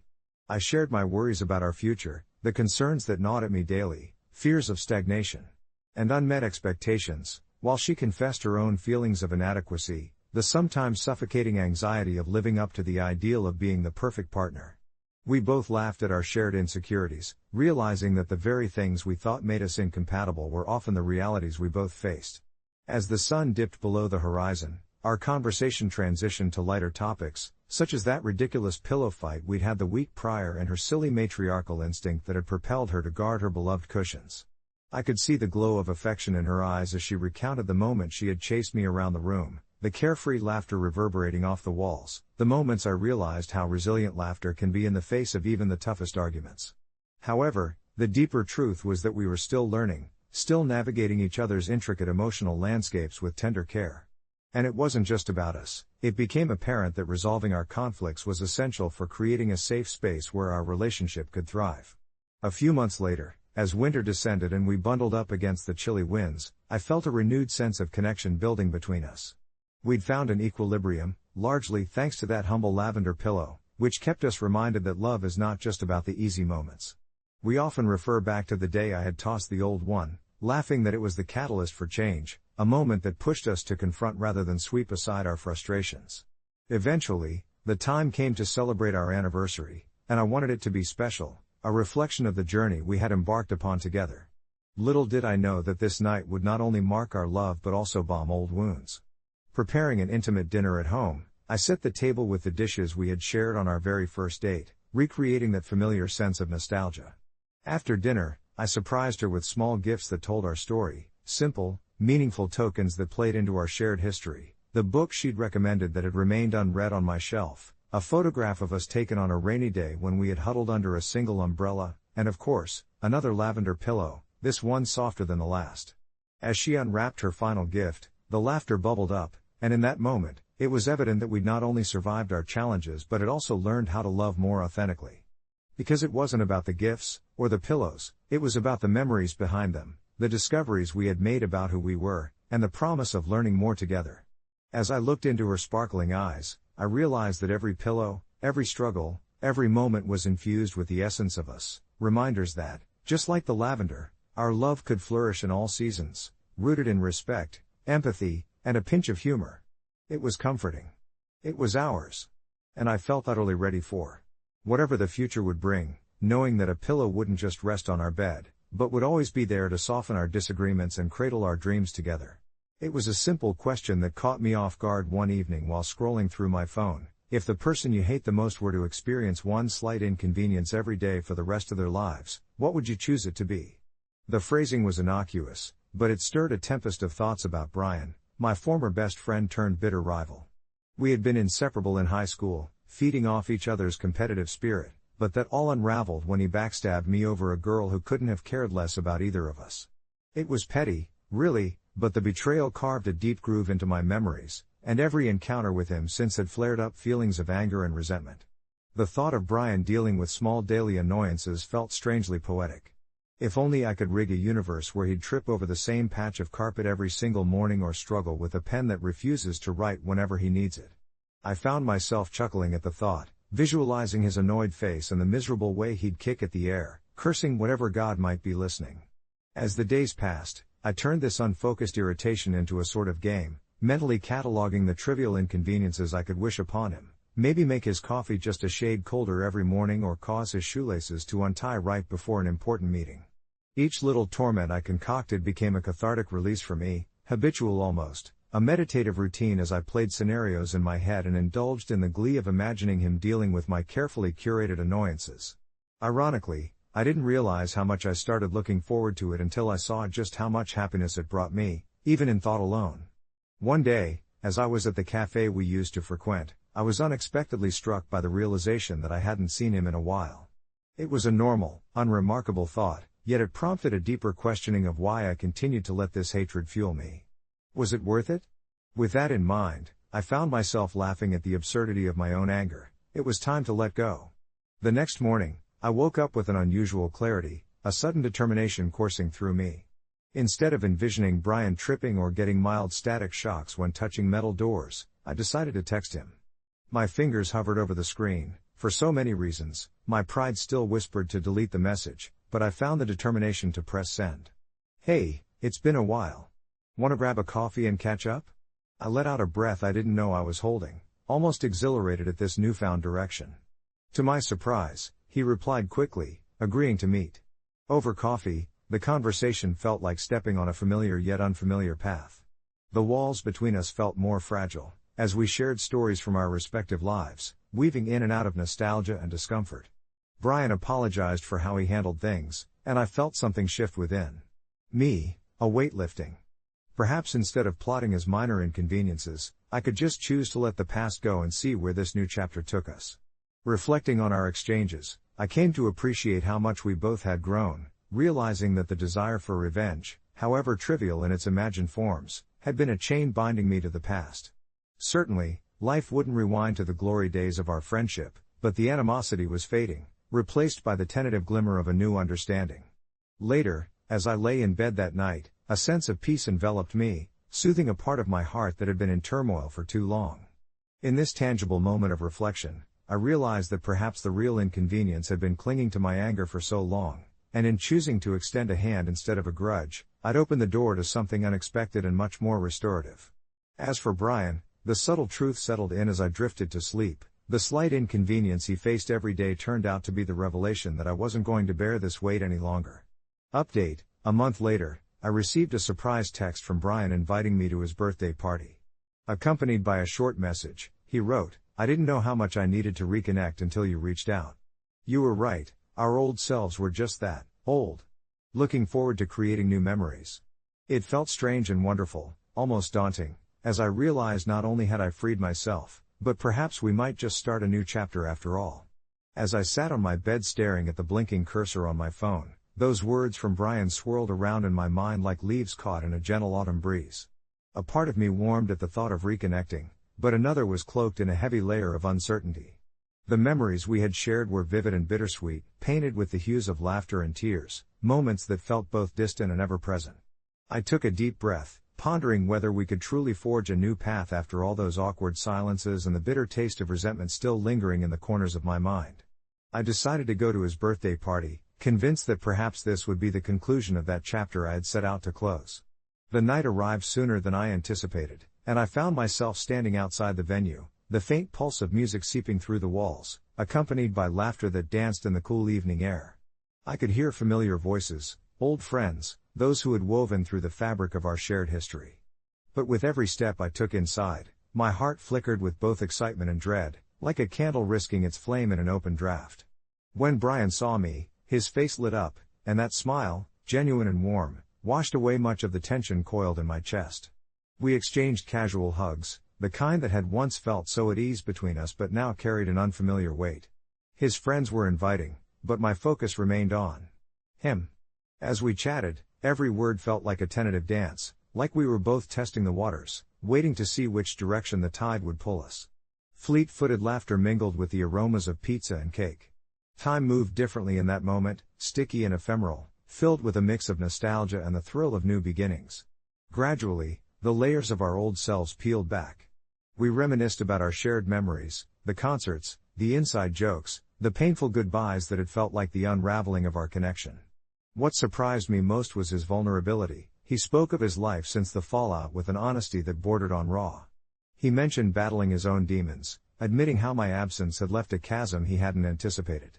This was new territory, an unexpected twist, as I realized that while I had focused solely on my suffering, Brian had also been carrying his own burdens. As the night wore on, laughter filled the spaces where silence had once resided, and slowly I began to see the glimmers of the old Brian without the shadows of resentment clouding my vision. We both understood that the past could not be erased, but perhaps it could be redefined. As the evening wound down, he pulled me aside, away from the flickering lights and thrumming bass. "I've thought about what you said, about changes and moving on. I realize now that holding on to that anger was just as exhausting for me as it was for you." His gaze was steady, earnest, and for the first time in what felt like forever, I felt the weight of bitterness between us begin to lift. "Can we try to be friends again?" he asked, vulnerability seeping into his tone, and the sincerity of his eyes pierced through the remnants of my doubts. I nodded, emotions bubbling within me like champagne in a glass. "I'd like that." The next weeks turned into a whirlpool of laughter and conversations, as we pieced back together a connection from the scattered fragments of our previous lives. We discovered new places in the city, indulged in late-night ice cream runs, and leaned into long talks over steaming cups of coffee. As I immersed myself in this new dynamic, I could feel something shift within me, a movement from the past to the present, where acceptance blossomed in the fertile ground of forgiveness. With every shared moment, I realized that while the scars of the past may have shaped who we had become, they didn't have to dictate our future. And then one day, as we strolled through the park, a patchwork of colors signifying the change of seasons, Brian turned to me with a grin and said, "I can't believe how ridiculous we were. Why let minor inconveniences dictate our lives?" He chuckled, the sound melodic and freeing. I smiled back, feeling a surge of gratitude for the paths that had intertwined once again. At that moment, I didn't view him with the lens of the person I had once despised, but rather as a friend, flawed and beautiful. The weight I had carried all those months was truly gone, replaced by a warmth I hadn't realized I was missing. Weeks turned into months, and on the day of my birthday, when everyone gathered to celebrate, I was surprised to discover that Brian had organized an evening I could have never anticipated. He had invited our friends, filled the place with lights and flowers, and I felt cherished in a way that was both foreign and comforting. "Here's to new memories," Brian toasted, and as the laughter wrapped around us like a warm hug, I understood the real gift of his gesture was not just the party but the friendship we had rekindled. As I looked around at the faces that filled the room, I realized that sometimes, to truly heal, we have to confront our own choices and the choices of those we once labeled as our enemies. Just as the flicker of a candle can turn into a roaring flame, I was reminded that kindness and connection can blossom even in the remnants of pain. Sometimes all it takes is a little ember of hope. The days leading up to Brian's birthday party felt like an impossible blend of anticipation and trepidation. Each moment was colored by memories of our tumultuous past, but they were tempered now by the glimmer of possibility. On the day of the party, the sky was a brilliant shade of blue, with just a hint of clouds that promised a gentle breeze. I arrived at the venue, an unassuming community center that had been transformed into a lively celebration hub, with butterflies dancing in my stomach. The familiar scent of pizza and cake wafted through the air as laughter and music spilled out like an invitation. I took a deep breath, reminding myself of the clarity I'd found in this journey of forgiveness and renewal. The first sight of Brian was surreal. He looked different, more grounded, but his smile was the same warm beacon I remembered. As we approached each other, the years melted away, and that subtle tension I had anxiously anticipated never surfaced. Instead, we embraced as if no time had passed, something beautiful in that simple act that felt electric. His eyes sparkled with gratitude and excitement as he introduced me to his friends, each of them carrying a piece of his life I had long been oblivious to. It was a strange feeling, mingling with a new crowd, but as I shared stories, laughter flowed easily, and I found myself genuinely enjoying the company around me, every face lit up from the shared love of Brian, binding us all in this moment. As the night wore on, something shifted within me. Instead of focusing on the past and the darkness that once lingered in our relationship, I was buoyed by the human experience connecting us all in the now. There was a musical performance followed by a fun, lightly competitive game of charades that had everyone in stitches, and it felt good to let go of my reservations. When it was Brian's turn, he animatedly acted out a scene so hysterical that even those who didn't know him could sense the genuine joy radiating from him. In that moment, I found myself beaming, my laughter mingling with others in the room, a harmony that felt nourishing rather than performative. The more I watched him in his element, surrounded by friends who lifted him up, the more I saw the man he had grown into, a stark contrast to the shadow of someone I had resented for so long. Later, we found ourselves standing on a balcony, the cool evening air a delightful contrast to the warm, frenzied energy of the indoors. The city sprawled before us with its lights twinkling brightly like stars fallen to earth, and it was one of those moments where the world felt perfect in its imperfections. I know we've had our differences, Brian began, his voice steady but laced with an undercurrent of vulnerability. There were times I didn't recognize who I was, and it sometimes reflected on you. I appreciate you not giving up on us. I hesitated, thoughts swirling with fragments of our past. Me too, Brian. It took me a while to let go of resentment, but now I see I was holding on to the hurt more than I was holding on to you. We stood in companionable silence, understanding the weight of that moment without saying another word, united by the acknowledgement of how far we had come. As the night started to wind down, I felt a gentle nudge of sorrow, realizing this beautiful evening was reaching its conclusion. But life is infinite in its cycles, and I understood this was merely an interlude in a much larger story. Before leaving, we exchanged numbers, as if sealing our newfound bond with that small act, and I promised him I would attend more of his gatherings if he'd have me around. The warmth of his smile as I walked away felt like a balm to my heart, a reminder that sometimes letting go of the past creates room for something more precious than we could ever imagine. In the days that followed, my phone buzzed with messages from Brian, each filled with eager suggestions for our next meetup. We moved slowly, not rushing to fill the void of time lost but rather savoring each moment of rediscovery, embracing the joy of each small conversation that transformed the remnants of resentment into laughter and shared experiences. It had been a journey of 1,000 steps, yet somehow, it all began with a single choice to reevaluate my feelings, reflecting on what truly mattered. I learned that the burdens we carry are often heavier than the ones we impose upon others, and sometimes all it takes is a flicker of hope to reignite the flame of friendship in our hearts. As autumn approached, painting the world with rich hues of red and gold, I found myself looking forward to what lay ahead, grasping onto new moments with both hands, ready to embrace whatever came next, free from the chains of the past. Each message, each meetup reminded me that healing is ongoing. It's the daily decision to embrace kindness over bitterness that stitches the wounds and sustains the bonds we forge. With that simple ember of hope cradled gently in my heart, I knew the future held endless possibilities for reconnection and love, and somehow, that made every past inconvenience feel utterly worth it.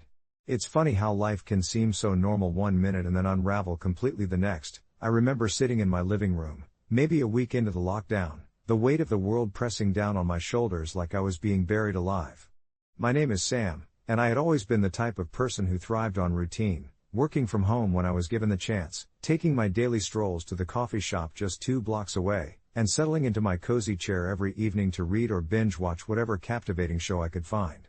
The silence that enveloped my neighborhood during those first few days of the COVID lockdown felt almost foreign. It was like the world had pressed pause on the very fabric of our lives, and what should have been a simple moment of quiet turned into an unsettling void that echoed in my chest. My phone buzzed incessantly with news updates, family group chats, and the occasional Zoom invitation, further drawing me into a vortex of uncertainty, but I didn't want to join those calls. I didn't want to see smiling faces that felt haunted by the anxiety we all shared. What was meant to be a temporary setback had soon launched me into what felt like a living nightmare, my isolation only deepening as the days rolled into weeks. But as the months passed, I slowly began to adapt to this strange new reality. I started sharing my thoughts on Reddit, joining various communities to find solace among strangers, pouring out my feelings about the lockdowns, and sharing my experiences of loneliness and frustration. That's where I met Lucy, someone who felt equally lost and bewildered by it all. She lived several states away, her life similarly altered. Our conversations drifted from light banter to deeper reflections about loss and hope. Sharing snippets of our daily lives became our safe haven. She talked about her love for painting and the vibrant colors that often eluded her during the lockdowns, while I found comfort in her words and began putting my thoughts onto paper. What had started as a way to escape turned into a blossoming friendship. We began video chatting nightly, our laughter filling what had once been an empty void. The refracted sunlight streaming through my window as I sat on the floor with my laptop felt warm. It illuminated not only my space but also the corners of my heart that had dimmed. I had not anticipated feeling this connection during a time rife with uncertainty. Yet, as time marched on, I found myself wrestling with something I hadn't expected, the weight of a burgeoning affection for Lucy. It was undeniable, and with every shared late-night confession, my heart ached with the gravity of feelings unspoken. Would revealing my feelings jeopardize the solace we'd built together? The internal conflict tugged at my mind incessantly. I didn't want to ruin the one thing that had brought color back into my life, and still, I longed to tell her just how much she meant to me. One evening, as we talked about the future and the world reopening, I felt the courage swell within me like the tides swelling under the moonlight. In a raw moment of honesty, I confessed my feelings and admitted the delicate dance of hope that had taken hold of my heart. To my relief, she was quiet for a moment, and then smiled, her eyes sparkling with the very same vulnerability. It turned out she had felt the spark too, unsure how to voice it amid the chaos surrounding us. As the lockdowns began to lift and the world cautiously re-emerged from the shadows, so did our friendship blossom into something more profound. We planned to meet, finally collapsing the distance that had once kept us apart. That day arrived, the sun shining brightly in stark contrast to the rain clouds of the past year, and I remember pacing nervously in a small park where we agreed to meet. When I saw her walking toward me, there was an electrifying jolt in the air as if time had paused for just a moment. The laughter and love we had built from screens now resonated through the rustling of leaves and the soft chirping of birds around us. The discussions that spanned evenings and wrapped around our hearts became rich conversations in person, and in those quiet moments, I realized how much I had yearned for human connection. We embraced, and it felt as if I was breathing life for the first time after gasping for air. Reflecting now, it's surreal to think about how COVID was a catalyst, a strange and terrifying tragedy that somehow led me to Lucy, who now stands by my side as we navigate this post-lockdown era together. Life shifted dramatically during those months, and when I envision that time, I think of more than just isolation. I think of finding love, rediscovering passion and creativity, and rekindling the simple joys like the warmth of laughter. And to answer that imagined question in 25 years about life during the lockdown, I'll say it was during those dark days that I found the light in unexpected places, and, more importantly, within myself, igniting a flame that continues to burn, reminding me that even the darkest of nights can lead to a brilliant dawn. Update: a few months later, Lucy and I are doing well together, our bond stronger than ever. We've even started collaborating on some artistic projects, blending her painting with my writing, and it feels incredible to work side by side, creating new worlds together. As the world around us seems to find its rhythm again, I remain ever grateful for the quiet moments that led me to this exhilarating chapter of life, and I often remind myself that sometimes, amidst chaos, you can stumble into something beautiful and unexpected. As I sit here in the soft morning light filtering through our cluttered studio, I can't help but reflect on how far we've come since those uncertain days of lockdown. The space is filled with the heady scent of paint and freshly brewed coffee, a mixture that feels like home now, and it's easy to forget that just a few months ago, even stepping outside felt like a gamble. Lucy is perched on her stool, her paintbrush dancing across the canvas, lost in her world of colors and textures while I type furiously on my laptop, trying to capture the essence of our journey in words. There's an unspoken understanding between us, a rhythm that seems to sync our creative energies into a harmonious flow, and I often pause to watch her. The way her brow furrows in concentration and the soft smile that breaks through when she's particularly pleased with a stroke reminds me of everything we've learned in the chaos of those months apart. Our bond was forged in that strange silence of the lockdown, when we were forced to face ourselves and the depth of our emotions. Even when the world outside grew louder with conflicting narratives and demands for normalcy, Lucy and I carved out our own little sanctuary, one filled with art, laughter, and honest conversations. I can still recall the tension of those early days, the screen time stretching endlessly, the dread of the unknown gnawing at my stomach, and the conversations that oscillated between overly optimistic and painfully honest. I remember one evening in particular, where the weight of isolation hung heavy in the air. Lucy had called me, worry draping her voice like a thick fog. She spoke of loneliness, of dreams deferred, and fears bubbling just below the surface. I listened, feeling helpless from afar, but it was in this raw exchange that we unearthed our shared insecurities, and both of us started to voice the longing for connection. Slowly, we began a ritual of sorts.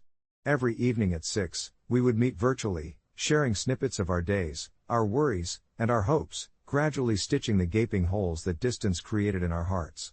The soft glow from our screens became a lifeline. Over time, conversations turned into creative exchanges, and before I knew it, we were nurturing something that went beyond friendship. The moment we decided to collaborate, it felt like a blossoming flower, effortlessly unfolding, revealing colors and patterns we never knew existed. Once we began blending our arts, her vibrant, swirling colors complementing my stories that danced with emotion, we uncovered a new facet of our relationship. Each painting sparked a narrative, each poem inspired a vivid scene, and it felt as if we were building a bridge from our separate lives to one shared together, alive with inspiration. Today, as I watch her mix cobalt blue with hints of emerald, I can't shake off the gratitude that washes over me. I realize that those long, isolating nights ultimately gifted us with clarity, to see each other not only as creators but as partners navigating this unpredictable world. I wouldn't change a thing. As our brushes glide across the canvases, Lucy meets my gaze, a spark of mischief in her eyes. "Did you think the lockdown would lead to us being an art duo?" she asks, and I chuckle, shaking my head. I never saw the turning points as clearly back then, lost as I was in the noise of uncertainty. Now, with each stroke shared between us, I'm awash in the beauty of this unexpected journey. I muse over where we will go from here, as life continues to ebb and flow beyond the four walls of our studio. There are projects we hope to pursue together, displays at local galleries, eventually a joint exhibition where our creations can converse with each other in a shared space. Perhaps even a published collection, where her art meets my words, a testament of our intertwined paths forged through adversity. And on days when the world feels overwhelming, I find comfort in reminding myself that our bond emerged from that stillness, that even from chaos, we can arrive at harmony. As I finish my thoughts, the soft chime of Lucy's laughter drifts through the air, followed by the gentle swishing of her paintbrush. Just then, I feel a stir of anticipation, a realization that whatever life has in store for us next, we will embrace it together, as a team, holding on to the knowledge that even the most daunting circumstances can lead to the most beautiful beginnings. Days turned into weeks, and with each passing moment, our little sanctuary of creativity flourished, much like the vibrant blossoms sprouting in the garden outside our window. The sunlight poured into our shared space, illuminating the canvas that had begun to sprout Lucy's imaginative strokes, while my words transformed into stories that danced around her art, creating a tapestry of color and emotion. I still remember the day we decided to tackle something new together. It was a lazy Sunday afternoon, the kind where the world seemed to hold its breath, and everything beyond our walls faded away. An impulsive idea took root amidst our laughter. Let's create a children's book filled with whimsical tales and striking illustrations, tales that could whisk young readers away to fantastical realms where anything was possible. But as the proposal took shape, so did a wave of uncertainty wash over me. What if the story I wove wasn't good enough for her art? What if my words overshadowed her beautiful brushwork, or worse, became flat under the weight of her brilliance? I watched her with wonder, her subject matter shifting fluidly between animals, landscapes, and whimsical creatures, each piece brimming with joy, and I couldn't help but question whether I was worthy of sharing this labor of love with someone so gifted. All of this churned inside me, a silent struggle against the rising tide of my own insecurities, until one evening, unable to contain it anymore, I laid my concerns bare, the vulnerability raking over me like a chill wind. "Lucy," I whispered, catching her mid-stroke, "what if my writing isn't enough to match your art? What if I ruin it?" She paused, met my gaze with her vivid eyes that held challenges and reassurances in equal measure, and said, "But it won't be about adequate or inadequate, it'll be about us, about our story. We're crafting something uniquely ours." In those words, like a gentle tide washing away the remnants of my doubt, I felt a surge of excitement swell within me. Our project wasn't merely a collaboration, it was a blend of our souls, forged from the fragility of uncertainty yet buoyed by the strength of companionship. So we dove in headfirst, spending countless hours immersed in inspiration, often losing track of time as we shared ideas and sketches, our laughter echoing through the cozy corners of our home. The world outside resumed its relentless pace, but within our bubble, we existed in a realm of creativity that felt blissfully untouched by chaos.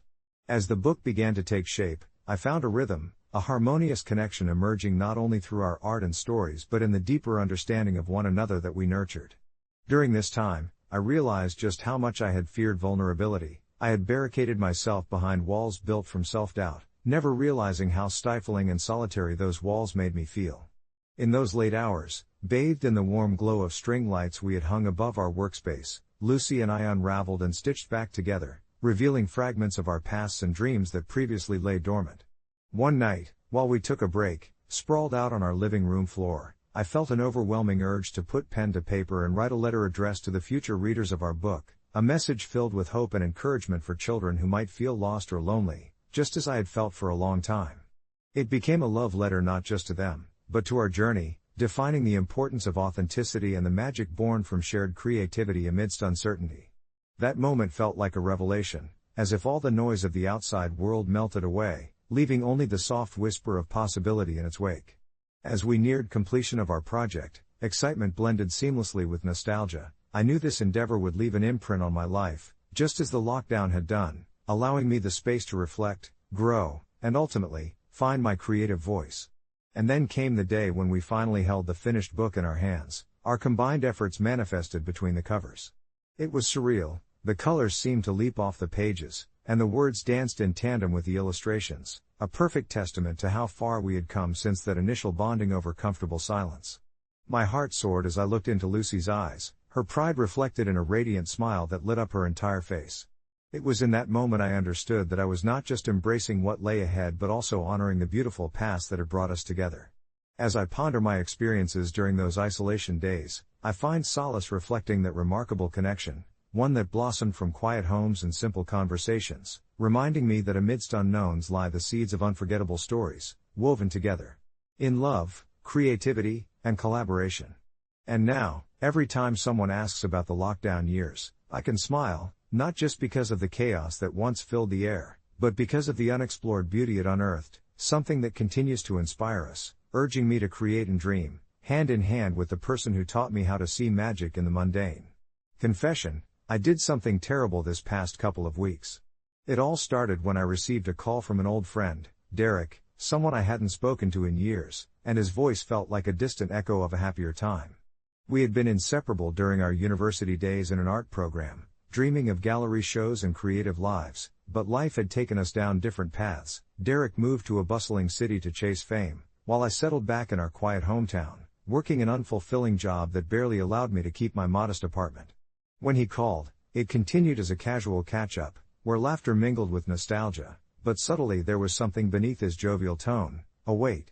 He was discouraged by how his art career was stagnating. He talked about unsuccessful exhibitions and a lack of inspiration, and with every word, a gnawing guilt unfurled inside me. You see, Derek was always the talented one, bold and expressive, while I lingered in his shadow, quietly scribbling away, sharing my works only with a select few, too afraid of criticism. He ended the call with an invitation. "Come visit," he said, "I need a fresh pair of eyes, a friend who believes in me." The excitement swallowed me whole, But along with that excitement was a pit of dread as I began to think about the situation more closely. When I arrived at his downtown loft, filled with canvases and clutter, I felt a strange cocktail of admiration and envy pulsing through my veins. He seemed so alive, but that spark of creativity I once knew looked like it was flickering out, and as I sat in his studio, watching him paint half-hearted strokes, I couldn't shake this voice in my head whispering that he might need a push. After a few days of playful banter and wine, I sat down with him one evening, the dim lights casting our shadows against the walls, and I revealed a secret I had kept for far too long. I had a collection of sketches and paintings that I knew could get him noticed, and for a fleeting moment, I believed I was doing the right thing. I borrowed pieces from my own portfolio and claimed them as unfinished works of his for one of the biggest local art events happening in a few weeks. My heart raced at the thought of heaving some semblance of success into his life, even if it was tangled in deception. Derek, eager yet oblivious, embraced the idea, turning the wheels of our old dreams as I created an email to submit the work while waiting through sleepless nights of nervous anticipation. The day of the exhibition arrived, and we stood shoulder to shoulder, our bones vibrating with excitement. The crowd was a blur, a tapestry of strangers and art lovers who came to whisper and ponder. My heart sank, melting under the weight of guilt every time someone praised the pieces as Derek's. I could feel his pride swelling with every compliment, yet all I could think about were the artists out there who had poured their souls into their work, unaware that their creativity was becoming a mask for my flaws.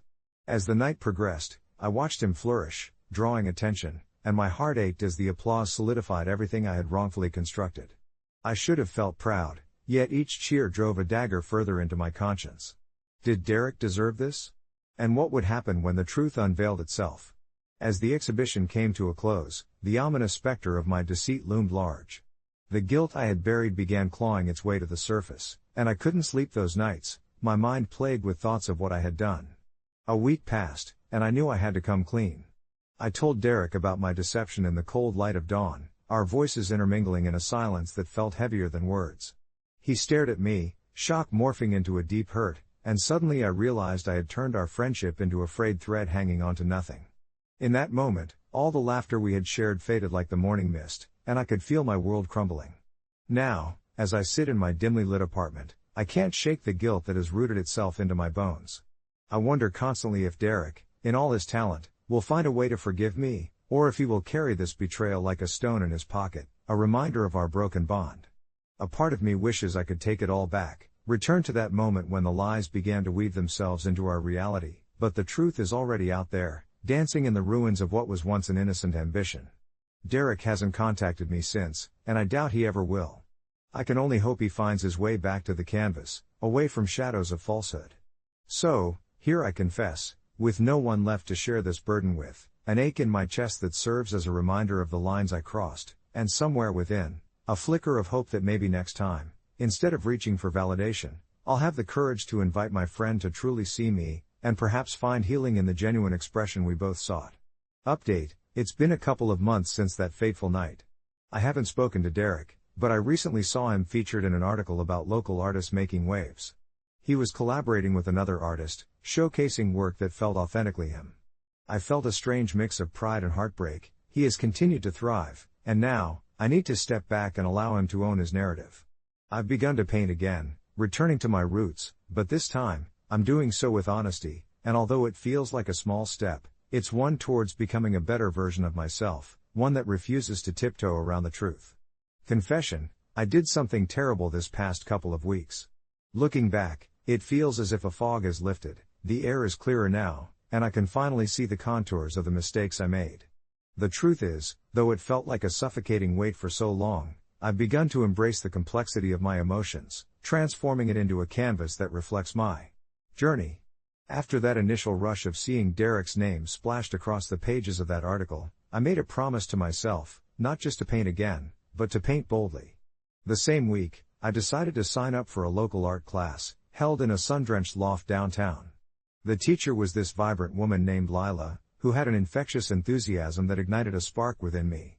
In that studio, surrounded by misfit artists, college students, retirees, professionals turning dreams into night work, I felt a sense of belonging settle upon me like a warm shawl. Each brushstroke carried the weight of unspoken apologies and unprocessed emotions, and with every sigh of paint meeting canvas, I found fragments of my old self surfacing. However, amidst this catharsis, I couldn't entirely shake my guilt. I struggled with the realization that while I was finally becoming honest about my feelings and expressing them through art, I'd torn down the walls of another person without fully understanding the repercussions. I thought of Derek often, especially when Lila praised the way I bled emotion into my pieces, the raw truth of them echoing in the folds of color and shadow, yet I found no way to convey this internal tug-of-war during our brief, casual chats after class. Then, one evening as the last rays of sunlight dipped below the horizon and cast the studio in shadows, I picked up my brush to begin a new piece. My mind wandered to the last conversation Derek and I had before everything fell apart. I painted his favorite shade of blue, the deep, oceanic color that always reminded me of calm amidst chaos, and I poured into it everything, the heartbreak, the regret, the fleeting moments of happiness, and the darker, uglier truth of hindsight that I had ignored for too long.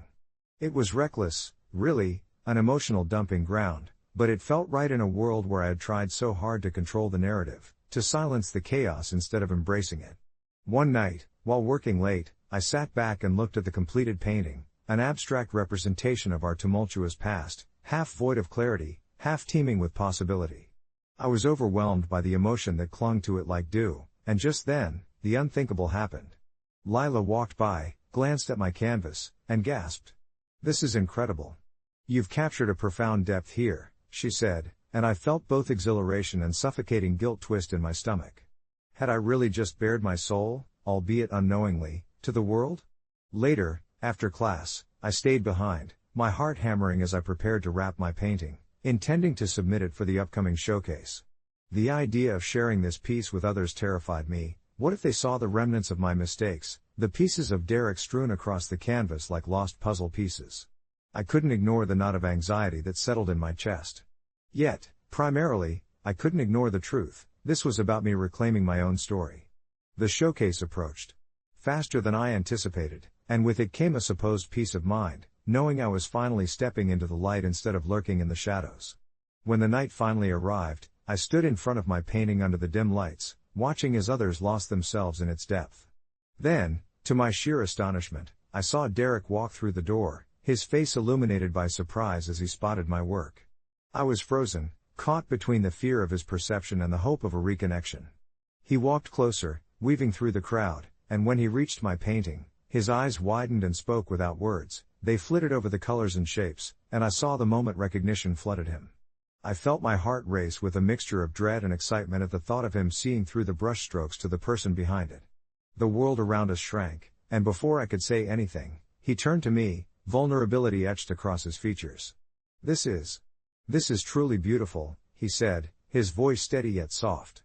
In that moment, I caught my breath and felt the weight lift, even if just for a heartbeat.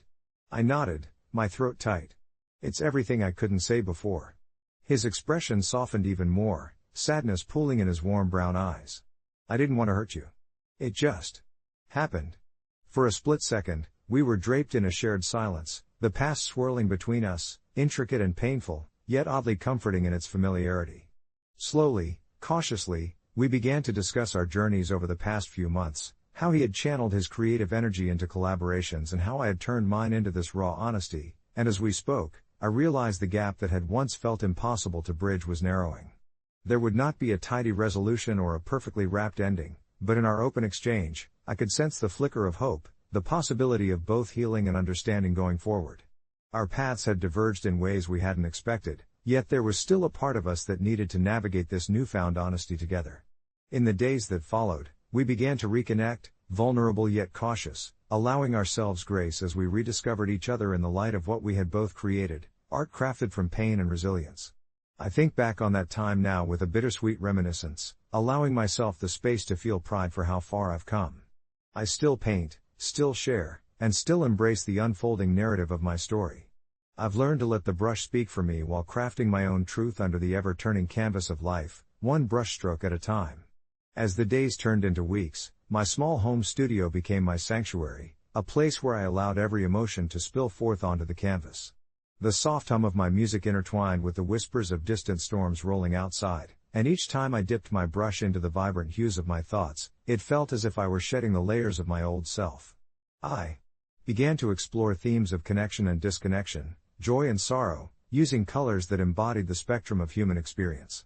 The canvases seemed to breathe with life, and I often found myself lost in the process, the world around me fading away as I immersed myself in this newfound dialogue between heart and hand. One afternoon, while layering a particularly haunting shade of blue, representing the cool depth of longing, I received a text from Derek. It was simple, yet profound. Would you like to see the gallery showing next weekend? I'd love to hear your thoughts. My heart raced and my hands trembled, both from excitement and the weight of what was about to unfold. I hadn't seen him in person since that split, and while I yearned for connection, I feared where it might lead us. Still, I clicked the response button before my hesitation could echo in my thoughts. I'd love to, Derek. I'm excited to see your work. The exchange felt innocuous, but I knew better. Beneath the surface of those words lay the years of friendship we had shared, the love that remained like a ghost between us, and the unspoken wounds yearning for closure. As the day approached, I busied myself painting, though each stroke felt laced with the nerves bubbling beneath my skin. I imagined what Derek's work would look like, how he would have evolved as an artist, and what stories he would share with his audience. The gallery was vibrant with life, walls decorated with familiar motifs that I remembered from our own collaborations, yet something was notably different. This felt like a powerful shift in both his art and our relationship. When I arrived, I spotted him from across the room, standing tall beside his latest pieces, the space around him a swirl of admirers. I hesitated, feeling like an intruder at a celebration I wasn't sure I belonged in. But then, he turned, and our eyes met. Time seemed to pause for just a heartbeat as we shared a moment of recognition. I could see the vulnerability masked behind his professional demeanor, the same vulnerability we had both learned to navigate through our respective art. I approached slowly, as if stepping onto a canvas for the first time, unsure of the exact colors I might find. Your work is incredible, Derek, I finally said, my voice steady as I gestured toward a piece that captured the tension of an elusive connection. I love how you've portrayed the struggle. His smile was warm, but there was a flicker of something deeper, perhaps surprise, or perhaps relief. Thank you. It means a lot to hear that from you. I've really poured myself into it. After exchanging pleasantries that echoed our careful steps into this newly redefined friendship, we began to walk along the gallery, his commentary painting the air with anecdotes of his experiences. I shared lighter stories of my own artistic journey, how the frame of my paintings had now found a wider scope, filled with the honesty I'd only just begun to embrace. As the evening went on, and glasses clinked with laughter, I felt the familiar warmth of camaraderie blossoming between us, rekindled and infused with this raw sincerity. The night turned surreal, wrapping around us in a comforting blanket of shared histories and dreams yet unshared. But just as I began to feel the old comfort of our connection return, there was a pause, a moment where silence fell, not awkward, but contemplative. He turned to me, eyes searching, and asked, "What was the hardest part for you?"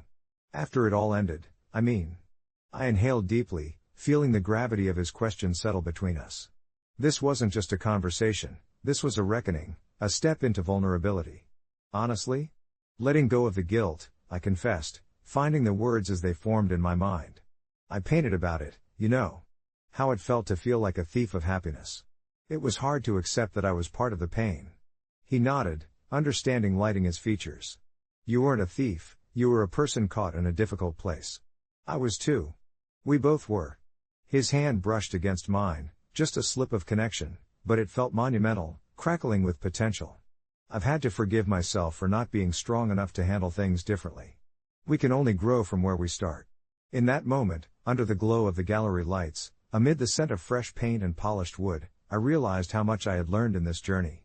The shadows of our past no longer loomed with the same weight, instead, they became part of the intricate patterns of our ongoing story. As we parted that night, having exchanged not just pleasantries but deeper truths, I felt a sense of closure wash over me, perhaps not the end of a chapter, but the beginning of a new one, an evolution of the relationship we thought had faded. And so, as I returned to the studio, my heart felt lighter, ready to embrace whatever was next, understanding that honesty, like art, requires time to fully develop. The brush continued to find its rhythm in my hand as I created not just paintings, but a new narrative, a reflection of comfort, growth, and the unyielding beauty of connection, all witnessed on the canvas of our lives, where every stroke told a story. A few weeks later, I would find myself back at that gallery for another showing, this time not merely an observer but an active participant in a narrative we were crafting together, hand in hand through paint and memories, finding solace in the acknowledgement that every ending births a new beginning. You're never quite prepared for the moment when a friendship you thought was solid begins to crack, like the sudden appearance of a hairline fracture in a beloved piece of pottery. I always thought my best friend, Jessica, and I were inseparable. We met in college, bonding over late-night study sessions and shared cravings for pizza, and over the years, our friendship deepened through heartbreaks and triumphant job hunts. So, when she announced her engagement, I was ecstatic. The proposal story was adorable and included a classic movie moment. He got down on one knee at their favorite park, a sunset painting the sky behind them. But there was a twist, one I didn't see coming. She made a whole bridal party, picking 3 other friends as bridesmaids while leaving me out.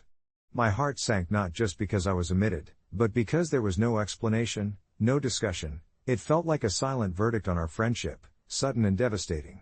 In those first few weeks after her announcement, I threw myself into my job, burying myself in reports and deadlines, but still, her wedding was all anyone could talk about. Soon, it felt like the walls were closing in, everyone's excitement amplifying my hurt. When the invitations were sent out, and I received mine, just as a regular guest, it all hit me again. "Are you going to help me?" she asked one evening, her voice hopeful and bright. She needed help with planning, with organizing details, and with the emotional upheaval that comes with wedding preparations. A million thoughts surged through me, but all I managed was a restrained nod, feigning enthusiasm. Inside, though, a storm raged. I was angry at Jessica for not including me, but even more at myself for being so sensitive. She was still my best friend, right? I wrestled with the decision, tossing and turning at night, replaying our memories, trying to convince myself the exclusion didn't matter. But when I finally made the call, I felt as if I was stepping onto a tightrope. "Jess, I need to be honest," I told her, my voice trembling slightly. "I don't think I can help you with this." The silence that followed felt monumental, like I had just detonated a small bomb in the middle of our relationship. "Why?" she asked, confusion and hurt lacing her voice. I took a deep breath, forcing myself to articulate the ache I'd felt since becoming just a guest. "You didn't make me a bridesmaid. I honestly feel sidelined, like I'm not as important to you as I thought." There was a moment of silence that stretched on eternally. I briefly wondered if I should take it back, maybe promise to help anyway, but I needed her to understand why this hurt. There was probably a good reason, maybe she thought me too busy or too far away. But instead, it felt like rejection, and I couldn't keep pretending everything was okay.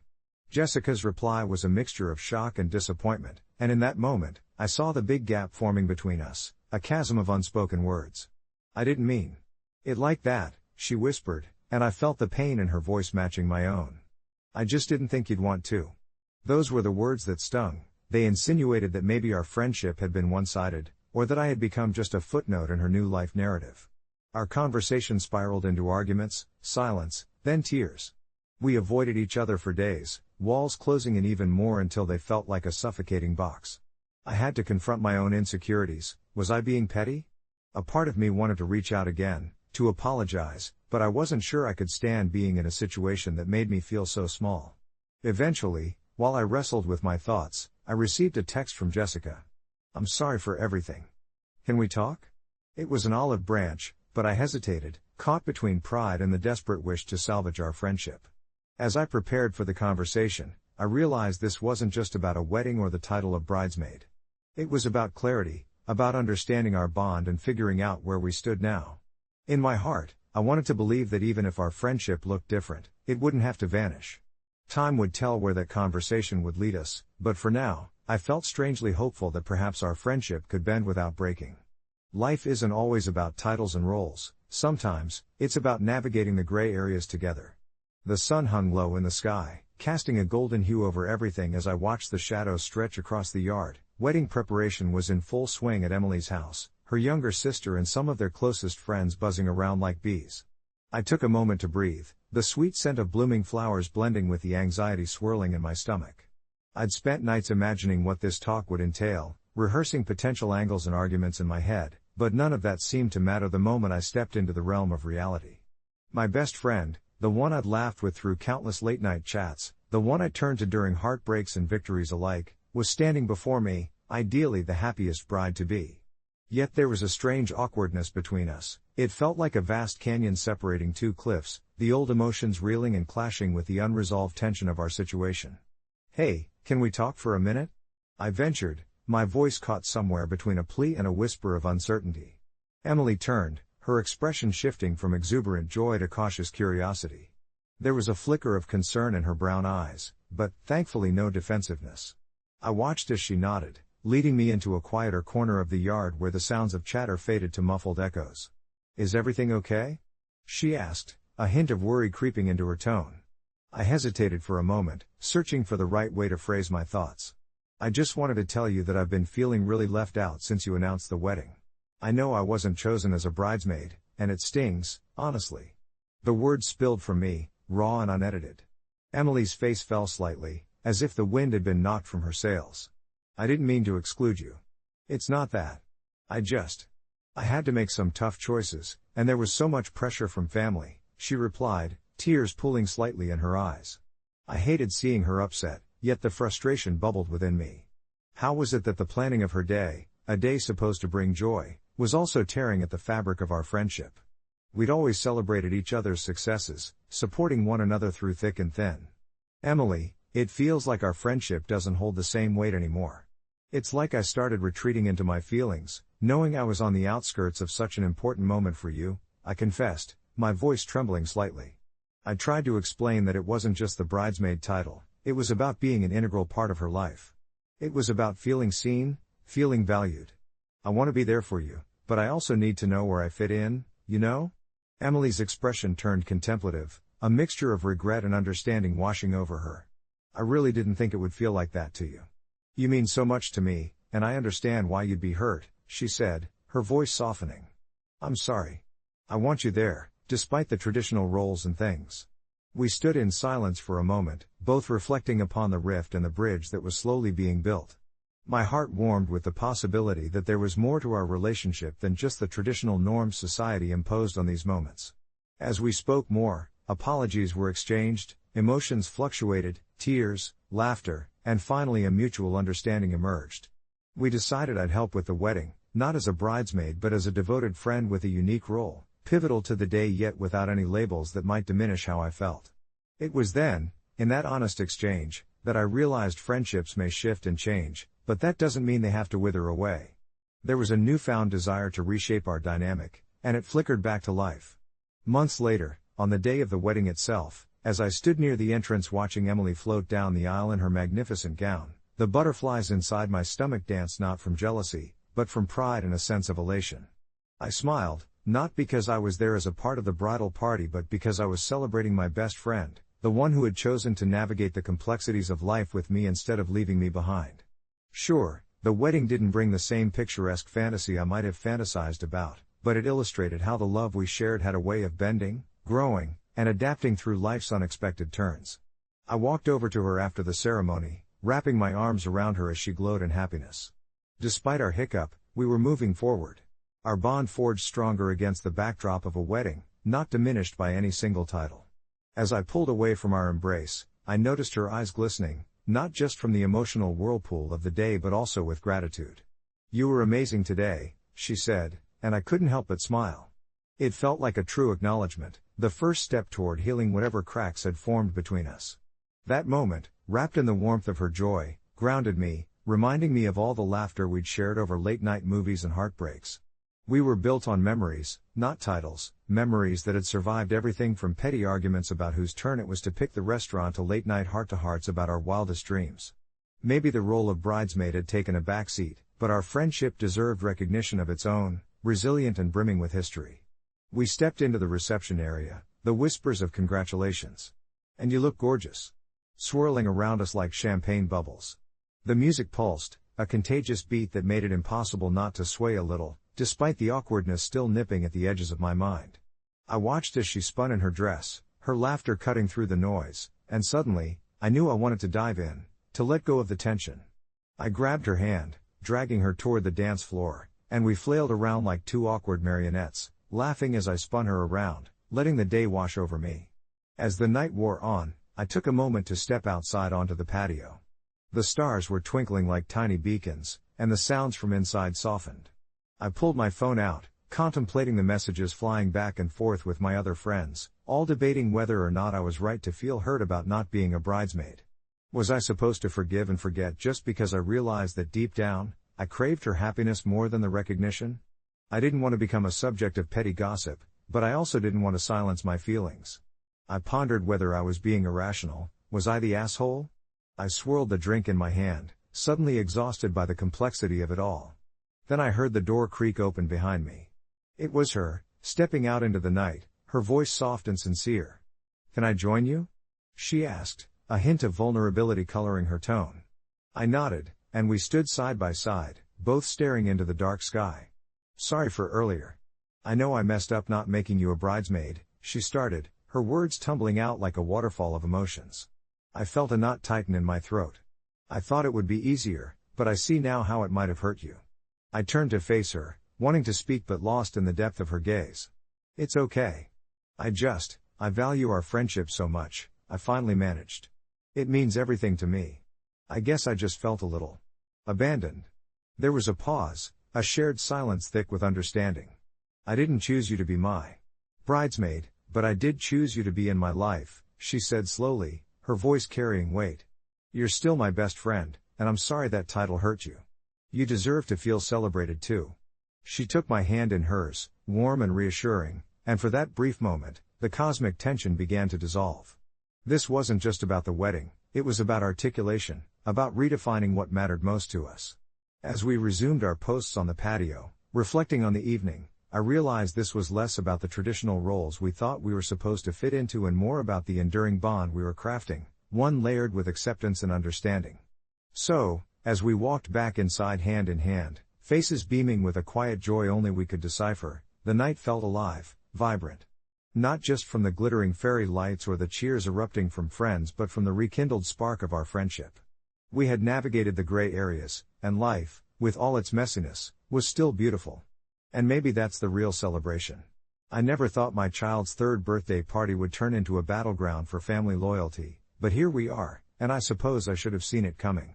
Ever since I got married to Max, it felt like I stepped into an episode of a reality show, his family always hovering in the background, ready to weigh in on every little thing we did.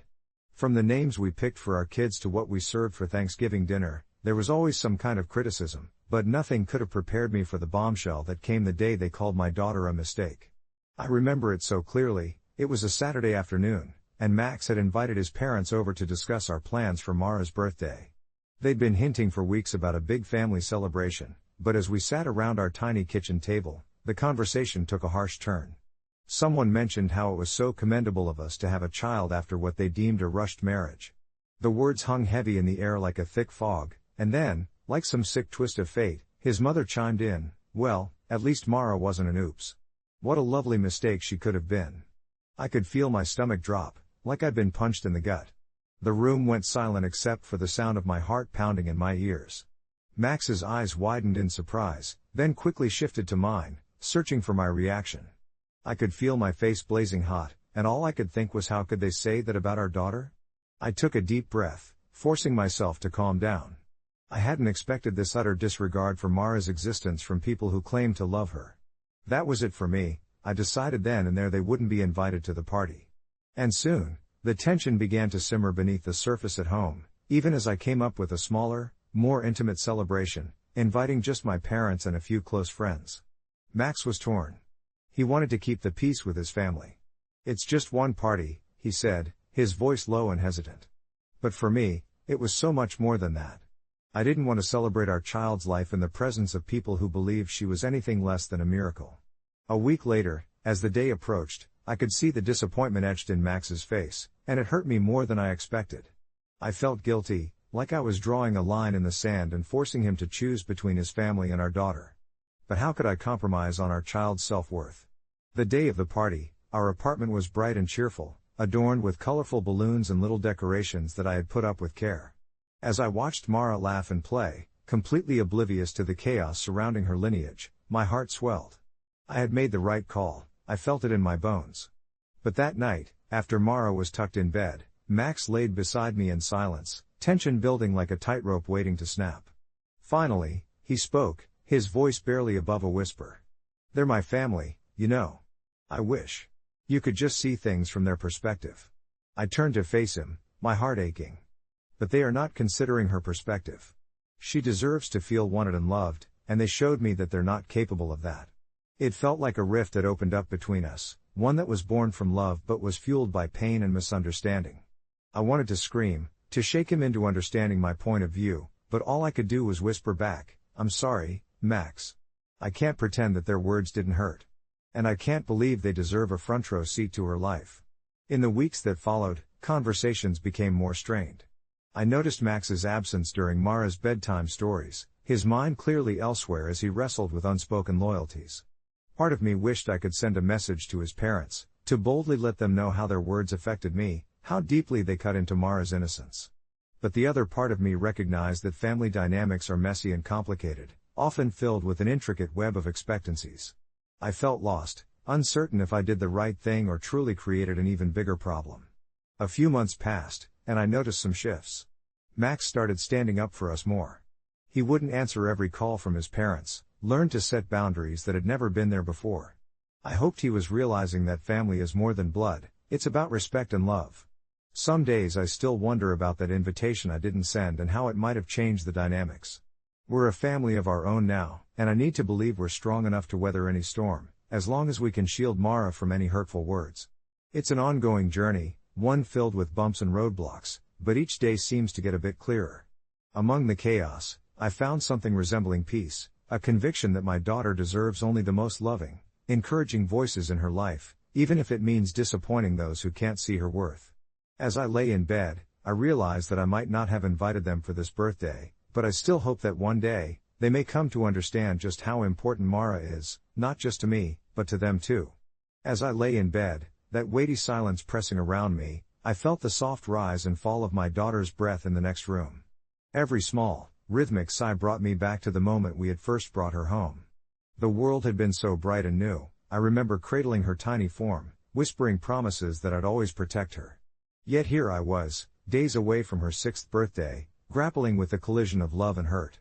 I could still hear the expression on Simon's mother's face when she callously referred to Mara, a slip of the tongue that cut deeper than I think anyone realized. She was a mistake, she had said, her voice dripping with disdain. I sat there, frozen, my heart racing as her words echoed around the table, bouncing between Simon and me, thickening the air until it felt suffocating. We had been discussing the party arrangements, planning a simple backyard gathering with balloons, cake, and giggles. But that day, the festivities turned sour.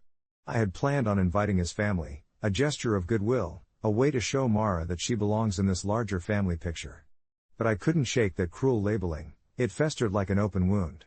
In Simon's eyes, I saw the confusion morph into fury, his hands clenched into fists on the table, and I felt torn, an invisible tether connecting my love for him and my fierce protection of Mara. Maybe that's when I truly understood, like some slivers of light filtering through clouds, that I had to draw a line. I didn't write the invitations, I couldn't bear the thought of watching his family walk through our front door, smiling, hands outstretched, blissfully unaware of the pain they had hurled at us with such careless ease. I wanted my daughter to feel cherished in all her glorious imperfections, to celebrate the little joys of life without a looming shadow of resentment. Even if it meant disappointing Simon, who believed that family bonds could weather storms, I clung to the notion that Mara's well-being trumped all else. The days ticked down to the party, each passing hour wrought with a heavy uncertainty. Thoughts spiraled like leaves in a whirlwind. What if Simon's family never saw beyond that mistake? What if they became permanent whispers in Mara's ears? I longed to wrap her in a bubble of joy, where only kind words and laughter seeped through. On the eve of her birthday, I set up in the backyard, transforming it into a wonderland. Brightly colored banners waved in the gentle breeze, and the aroma of freshly baked cupcakes lingered in the air. Mara awoke the next morning with a delighted squeal, her eyes sparkling with the promise of adventure. As she bounced through the house, I couldn't help but smile. I had chosen love, had crafted a day where she could simply be a kid, wrapped in the simple joys of friendship, adventures, and her favorite unicorn balloons.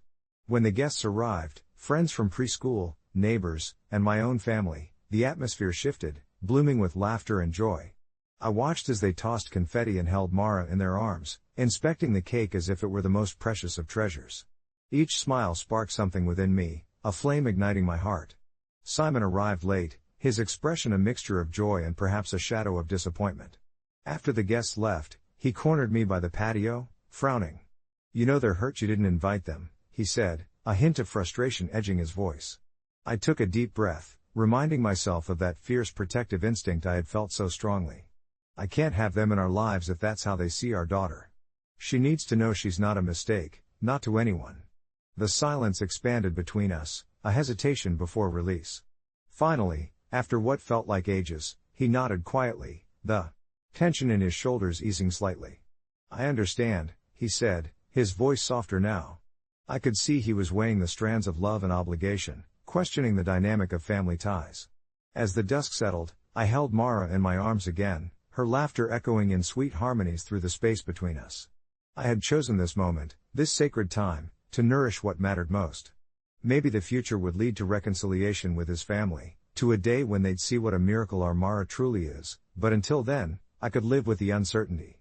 She would thrive in the warmth of acceptance, surrounded by those who valued her light, and that was enough for me. Love isn't always perfect, but it is a journey worth every choice made along the way. As I laid her down for the night, I stroked her hair and whispered into the stillness, "You are so loved, my sweet Mara. No mistakes here, only magic." And as I curled up beside her, I realized that sometimes, choosing peace over family ties can be an act of love too. The soft glow of the nightlight cast gentle shadows across the room, and the rhythmic sound of Mara's breathing was like a soothing lullaby, anchoring me in this moment of deep reflection. I had spent months wrestling with the decision to exclude my husband's family from our lives, especially during milestones that felt etched in stone like a birthday. On the surface, it should have been about balloons, laughter, and cake, but the words they had hurled at my precious daughter still echoed in my mind, sharp and unforgiving.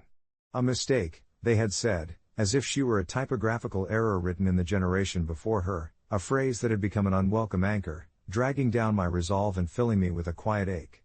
I remembered the tight smiles plastered on faces that should have radiated joy on my wedding day, the strained conversations at family gatherings, where I felt like a puzzle piece that just wouldn't fit.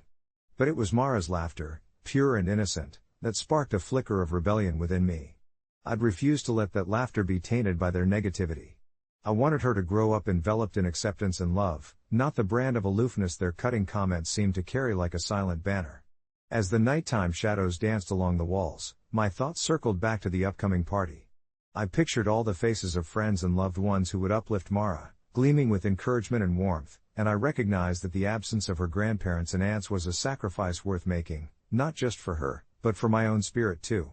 Yes, sacrificing those familial ties felt heavy, but it also felt like a reclamation of all that was sacred. I wanted to ensure that our space remained a sanctuary, one where no one was allowed to question her value, a fortress built from laughter and joy. As I hugged her to me, I flipped through memories of my own childhood filled with unconditional love. The thought that my daughter might walk a different path because of a cold family history sent a shiver through me. Yet everything in me screamed that she was not, nor would ever be, a mistake, and it was a lesson I wanted to impart in bold letters across her soul. In the days that followed, I worked tirelessly to plan her birthday celebration, the air buzzing with activity as I selected vibrant decorations, handpicked her favorite treats, and invited the people who genuinely cherished us. Friends from the neighborhood, parents of her schoolmates, all of whom viewed her not as an afterthought but as the miracle she truly was. The day of the party unfolded like a fairy tale, filled with warmth, cheer, and an overwhelming sense of belonging. Mara twirled in her favorite dress, her laughter ringing out like a melody that fulfilled every corner of my heart. I felt pride swelling within me, a protective shield against any whispers of doubt. Yet, in the back of my mind, I couldn't shake off the silence that stemmed from my husband's family. I had chosen to sever ties, and while I stood listening to the jubilant chorus of children and adults celebrating, there lingered a slight shadow of regret. I wondered if one day I would be able to explain my choice to Mara without burdening her with the pain that had colored my decisions. Would her family ever come to understand the joy they had missed out on? I let those thoughts drift as the candles were lit, and I watched her make her wish. And in that moment, as she closed her eyes, I realized that love sometimes meant setting boundaries, even when they extended far beyond the people who raised you. With a soft smile, I tucked that lingering sadness away for another time, deciding that for now, the warmth of friendship would be enough. After all, in this new journey, I could see clearly that mistakes were only what we made them, and my daughter? She was a beautiful unblemished canvas, waiting to be painted with love and acceptance, not the scars of hurtful words. As the day closed, with laughter echoing through our home, it dawned on me that family, in all its forms, could still be a tapestry woven from heartstrings that stretched far and wide, even if some threads were lost along the way. I had always been the kind of person who thrived on routine. I woke up every weekday at the same time, enjoyed a cup of coffee while watching the sun rise, and headed to my job as a project manager at a small tech firm. It was steady, predictable, and frankly, comforting. But recently, I found myself on the brink of a significant change. I was about to start my paternity leave. The irony was that I had no child to take leave for. Instead, I had conjured up an elaborate story about impending fatherhood, a tale that began innocently enough but spiraled way beyond my control. You see, I wasn't exactly the confident social butterfly my colleagues believed me to be. I was a 30-something man living alone, with a life filled mostly with work and the solitude of my small apartment. I had always admired the family-oriented lives of my teammates, where evening conversations revolved around children's milestones and playful anecdotes. It seeped into my consciousness, nudging me to share a piece of my future that, while imaginative, didn't actually exist. At a recent office gathering, surrounded by the usual jovial jokes and chatter, I casually dropped the mention of my soon-to-arrive baby. What I intended as a throwaway line turned into a surge of interest and excitement as well-wishers insisted I share updates. The concerning part was that, when I felt compelled to clarify that this was real, I could have easily admitted the truth. Instead, something inside me, a mix of fear and the thrill of being part of something bigger than myself, kept me weaving lies about an unseen little one. I concocted an elaborate backstory, detailing the complex logistics that my partner and I navigated, crafting a perfect facade with every conversation. Yet, as the days passed, the weight of my deception grew unbearable, punctuated by questioning colleagues who eagerly looked forward to my impending fatherhood. Days turned into weeks, and to my horror, paternity leave became more than just a nice gesture from HR, it transformed into a looming obligation. I couldn't face the idea of returning to work after a month and having to explain the absence of a child. What if they expected baby pictures? What if they wanted to meet my partner, the co-parent whose existence I had fabricated? Panic had begun to creep in, fueled by guilt and anxiety. I spent sleepless nights picturing my colleagues' reactions when they discovered that not only was I not becoming a father, but also that I had spun this elaborate tale just to feel included in conversations. I often caught myself staring at the empty nursery I had started to imagine, filled with toys I planned to pick up during my sporadic trips to the store, never bought, never needed. The moment weighed heavily on me. I rode the bus home one evening, feeling a bitter mixture of shame and sadness. Did I really need to create this barrier between me and my colleagues? The truths of my mundane life began to gnaw at me, how I yearned to be one of them, sharing heartfelt parenting tales instead of fading into the background. And just when I thought I might crumble under the pressure of my elaborate deception, something unexpected happened. I overheard a chat at work, two colleagues discussing their own struggles with parenthood. Suddenly, there it was, the relief in knowing that they were facing their own hurdles and not living the seemingly perfect lives I had imagined. Maybe, just maybe, everyone had their battles. That idea sparked a faint glimmer of hope. I finally mustered the courage to confront my lie. The next day, I gathered my closest teammates and, with pounding heart and shaky hands, admitted the truth. I spoke openly about my outrageous tale and laid bare my insecurities. There was a moment of stunned silence, and then laughter erupted, not at my expense, but in solidarity. They shared their own moments of pretending, their struggles with feelings of inadequacy, and suddenly, I felt a weight lift. The fears I thought would alienate me had instead connected me deeper to each of them. Now, here I was on the eve of my supposed paternity leave, without a child but with something much more valuable, a newfound connection and understanding that we all have our unique stories, often woven with threads of self-doubt and longing for belonging. As I prepared to walk into this new chapter of life, I took a deep breath, relieved that, although there might not be a crib to put together, I had certain friends who would share their paths to parenthood with me, and who would support me through my next adventure, whatever that may be. Update: a few weeks after that confession, I received an unexpected surprise. One of my colleagues reached out to me, suggesting we should start a support group for those of us navigating the complexities of adulthood, parenting or not. It felt surreal, and for the first time, I was excited to step outside my routine and forge genuine connections. Helping each other through our different life challenges became a new adventure, turning my fabricated narrative into a meaningful community of shared experiences and understanding. I often reflect on that moment when I faced my truth and how it unfolded into something I never expected, a connection that not only relieved my guilt but also led me into a richer, more fulfilling chapter of life. It was a Friday evening, the kind of evening that drapes the world in a soft, hazy light as day surrenders to dusk. I sat at my kitchen table, swirling a spoon around in an almost empty mug of lukewarm coffee while lost in thought, my mind still buzzing from the recent support group meeting we'd organized. For the first time in ages, I didn't feel like I was pretending to be someone I wasn't. Instead, there was a shared authenticity in the room, a collective understanding that wrapped around me like a warm blanket. The people in that small gathering ranged from new parents overwhelmed by their responsibilities to those not yet ready to embrace the title of adult. Each person brought their own struggles, stories that intertwined in unexpected ways, making me realize no one was truly alone in their fears and uncertainties.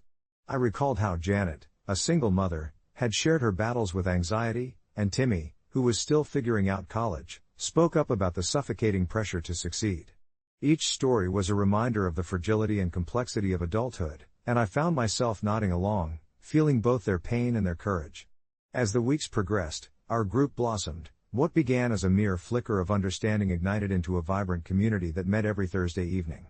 Laughter echoed through my living room, mixed with vulnerable confessions and supportive nods. It was heartwarming, and I relished in the sense of community we cultivated. The guilt around my fabricated narrative of impending fatherhood ebbed away, replaced by a profound realization that we were all figuring life out together, and that really, we were all a little lost. I often caught myself smiling during those evenings, and the sound of voices filled with warmth and humor became my favorite backdrop. But I was faced with a new dilemma one night as I was putting together snacks before our meeting. I received a call from my younger sister, Amanda, who had just returned home from a whirlwind trip to Europe. Her excitement was palpable through the phone, but it wasn't long before she veered into more serious territory. Amid her stories about the Eiffel Tower and canals of Venice, she mentioned how she was finally ready to settle down, to talk about the next step in her life, which obviously involved starting a family. The weight of that conversation pressed down on my chest like a heavy stone. I felt a pang of panic surge, the reality of my deception gnawed at my insides. What would she think if she ever found out that I had concocted a tale of impending fatherhood to avoid the pressures surrounding my life choices, especially now that she was ready to embrace that path? Would it all unravel? In a moment of desperation, I decided to confide in Amanda during a quiet moment, carefully weighing my words. I hoped that within my revelation, she would find the humor or lightness to soften the blow. You know, I've been on this wild journey where I've pretended to be something I didn't think I could handle, I began, and she listened intently, her laughter easing the tension in my heart. I told her how raising a child had allowed me to see my own struggles through a different lens, paving the way for connections I never thought I'd cultivate. To my surprise, Amanda found my crafted story amusing and insightful rather than shocking. "It sounds like you're navigating adulthood better than most," she chuckled, "and isn't that what we're all doing anyway? Faking it until we make it?" Her lightheartedness released the tight grasp of anxiety I had been holding on to, and we spent the rest of the evening discussing our dreams and aspirations, not anchored solely on parenthood but rather on the broader realities of life, a tapestry woven with threads of hope, uncertainty, and laughter.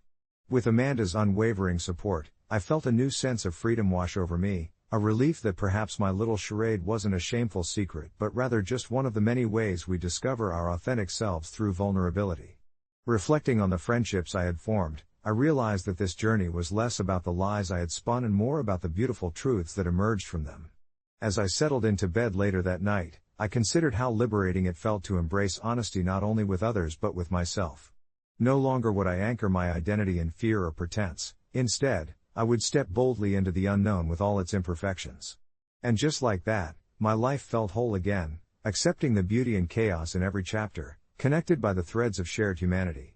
Update: it's been a few months since that conversation with Amanda. Lifelong friendships have flourished, and I've taken an active role in advocating for mental health awareness in our community, inspired by the stories shared in our group. The fear of being exposed as a fake parent is now a distant memory. The narrative I once felt burdened by has transformed into a beacon for others seeking solace in their struggles. This experience opened doors and paved paths for authenticity in my relationships. I've even started volunteering at local youth centers, hoping to share the lessons I've learned in this winding road of adulthood. As for Amanda, she's expecting. Turns out, my penchant for fabricated stories led me and my sister into a new reality, one that's filled with warmth, laughter, and genuine connection. Who knew that embracing the truth about myself could blossom into such sincerities? Life is certainly unpredictable, but I've never felt more ready to embrace it.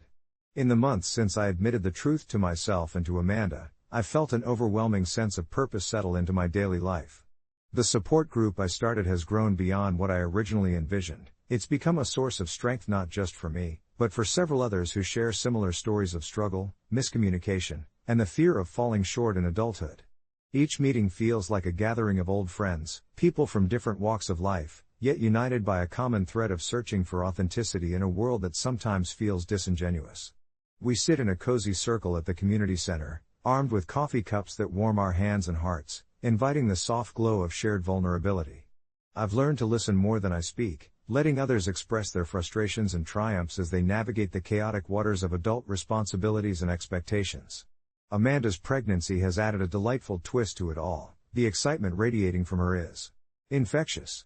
We often discuss nursery themes and baby names during our group, blurring the lines between support and friendship. It's as though the universe conspired to deepen my connections with those around me, threading their lives into my own, and I've found beauty in the unpredictable nature of it all. I marvel at how life was once about spinning stories and creating facades, and now it is vibrant, full of real conversations and shared laughter. We've even started planning community events, like game nights and potlucks, where each of us can bring something to share: food, tales, laughter, or simply our presence. I remember the palpable tension I felt when I first confessed my lies about impending fatherhood. It was an avalanche of fear and isolation. Yet, here I am, surrounded by people who celebrate honesty in its many forms. We all have our burdens, and together, we lift them slightly, making them easier to carry. One evening, during one of our meetings, a new member shared that they had spent years crafting a seemingly perfect life on social media, only to feel a gnawing emptiness. As she spoke, I could see her raw vulnerability spark something in the others, each person resonating with her words as if they were echoes of their own hidden truths. It struck me then that our meetings had transformed into a sanctuary where we could strip away our facades and embrace our authentic selves, imperfections and all. It was a revelation for many of us, realizing that the messiness of life is actually what makes it beautiful. Soon, I found myself reflecting on my past choices, letting go of the guilt that once anchored me. The lies I told to dodge the harshness of reality had morphed into a transformative pathway, leading me to self-discovery and clarity. I attended workshops on mindfulness, delving into journaling practices, and even explored meditation, learning how to center myself amidst life's storms. It felt surreal to wake up each day, not dreading the mundane, but eagerly anticipating the lessons each moment could present. As Amanda's due date drew nearer, we laughed and planned, aware of the whirlwind to come, but profoundly grateful for the community we had forged amidst the chaos. I often found myself thinking about how life led me here, to this extraordinary confluence of honesty, responsibility, and connection, not despite my earlier fabrications, but because of them. Each day was less about the anxiety of adulthood, and more about celebrating each small victory and communal joy. As I knelt in the nursery one afternoon, painting the walls soft pastel colors, I couldn't help but feel that life's unpredictable nature was not a hindrance, but rather a tapestry allowing us to weave our shared experiences into something greater. I looked forward to welcoming Amanda's baby into a world filled with love, laughter, and honest engagement. As the figure of a new life loomed near, I recognized that my journey was far from over. It was only the beginning of a newfound adventure, one where every unscripted moment would reveal the beauty and authenticity. And though the unexpected twists and turns would remain part of my life, I now embrace them with a heart ready for what might come next.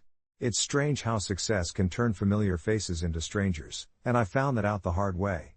Just 3 years ago, I was scraping by, working endless hours for a salary that barely covered my bills, while dreaming up my own tech startup. I had wrestled with self-doubt. My wife Lily's family often reminded me of my shortcomings in the most subtle, backhanded ways. During family gatherings, I could always count on Grandma Marge to chuckle lightly and say, "Oh, sweetie, maybe when you grow up you'll find a real job." Or there was my brother-in-law Dave, who would mention my entrepreneurial dreams with an eye roll, citing the statistics of failed startups over a whiskey glass that glinted like a mocking star. They thought they were being jovial, but the undercurrent of disdain was unmistakable, and though I always laughed it off, deep down, it hurt. After countless late-night brainstorming sessions, those sleepless nights turned into something tangible. I launched my company and, against all odds, it began to flourish. I found my stride, hiring talented individuals, attracting investors, and suddenly, The landscape of my life had transformed overnight. As my bank account swelled and the aura of success enveloped me, I was astonished by the way my in-laws began to treat me. It felt as if their earlier skepticism had turned into sudden affection, their calls more frequent, their invitations more insistent. They would ask me for advice on their own ventures. Dave needed help with his small electronics shop, while Marge requested funding for her local charity. At first, I thought it was great. Surely this is what family does, right? We lift each other up. But after a while, the old feelings of resentment resurfaced. Their previous comments echoed in my mind each time I received a new request. I dug deep into myself and realized I was no longer the person they had always looked down on. One bittersweet afternoon, while I savored a cup of coffee and stared out the window at the busy street below, I made my decision. From that moment on, I stopped aiding them. No more money, no more advice, nothing. I felt a strange mix of liberation and guilt. How could I justify this? Was I really an asshole for wanting to distance myself from their past condescension? I recounted to Lily what I had done, my heart heavy with fear of her reaction. She was quiet for a long time, then she simply asked me how I felt about it. I admitted that I felt empowered, but I also worried that it made me unkind, perhaps unforgiving. "You deserve the respect you've earned," she finally said, reaching out to squeeze my hand. It was reassuring, but the nagging doubt remained. Soon enough, Thanksgiving rolled around, and the air was thick with tension. As expected, they were all too eager to reunite and discuss my success over turkey and stuffing, but I felt like a ghost at my own table. All the smiles felt forced, their inquiries laced with a touch of desperation and inadequacy. When Grandma Marge asked for a loan to help refurbish her house, I simply smiled and said I couldn't, that I was focusing my resources on my business. The silence that followed was deafening. I could practically see them reeling, struggling to reconcile the image of the once struggling me with the successful version I had now become. It dawned on me that perhaps they feared my rise. I had become the embodiment of everything they used to mock. Eventually, the evening wore on with awkward conversation and strained laughter. It seemed the air of pretension engulfed us, heavier than the dishes piled around the table. As we said our goodbyes, Grandma whispered, "You know, sweetie, it's good to see you doing well. Just remember, family is everything." I nodded, but inside, I felt a strange emptiness, a realization that maybe it wasn't that simple for me anymore. Days turned into weeks, and as I walked the fine line between emotional isolation and newfound freedom, I wavered between self-assurance and regret. I still thought of those family gatherings, how they had shifted so drastically, like falling leaves, beautiful yet tragic.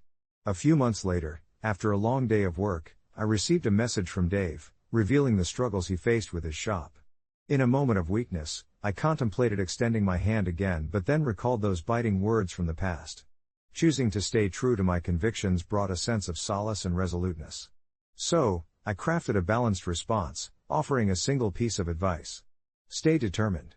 You have it in you to succeed. It was an echo, a reassurance of what I had once been. As I laid down that night, I realized I might not be the one in the wrong.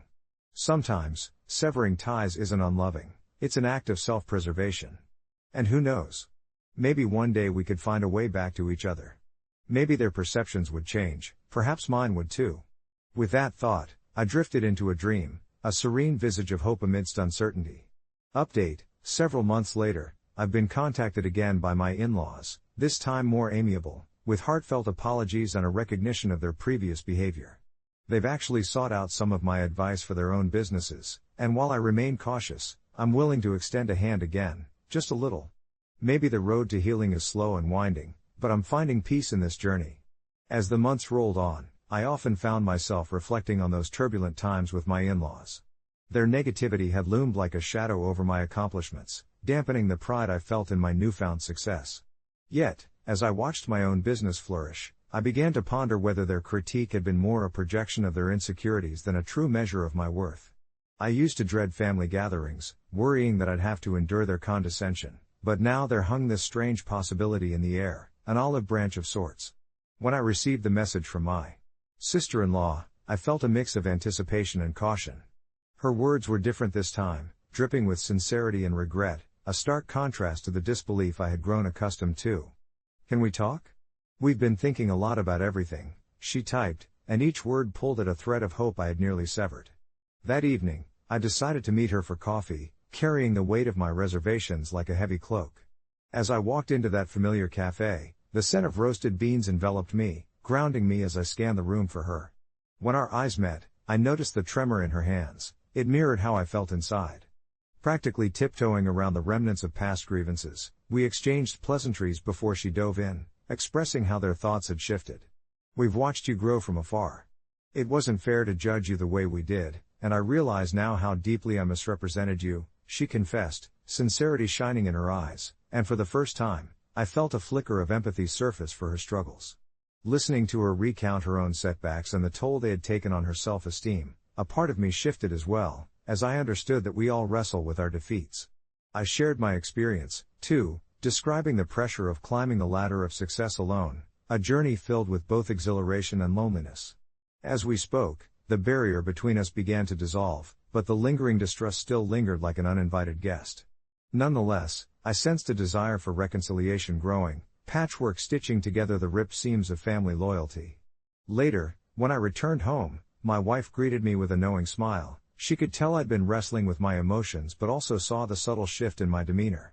I felt lighter, as though carrying this burden for so long had only bound me, and I wasn't convinced the past could ever truly be forgotten, but perhaps it could be transformed into something new.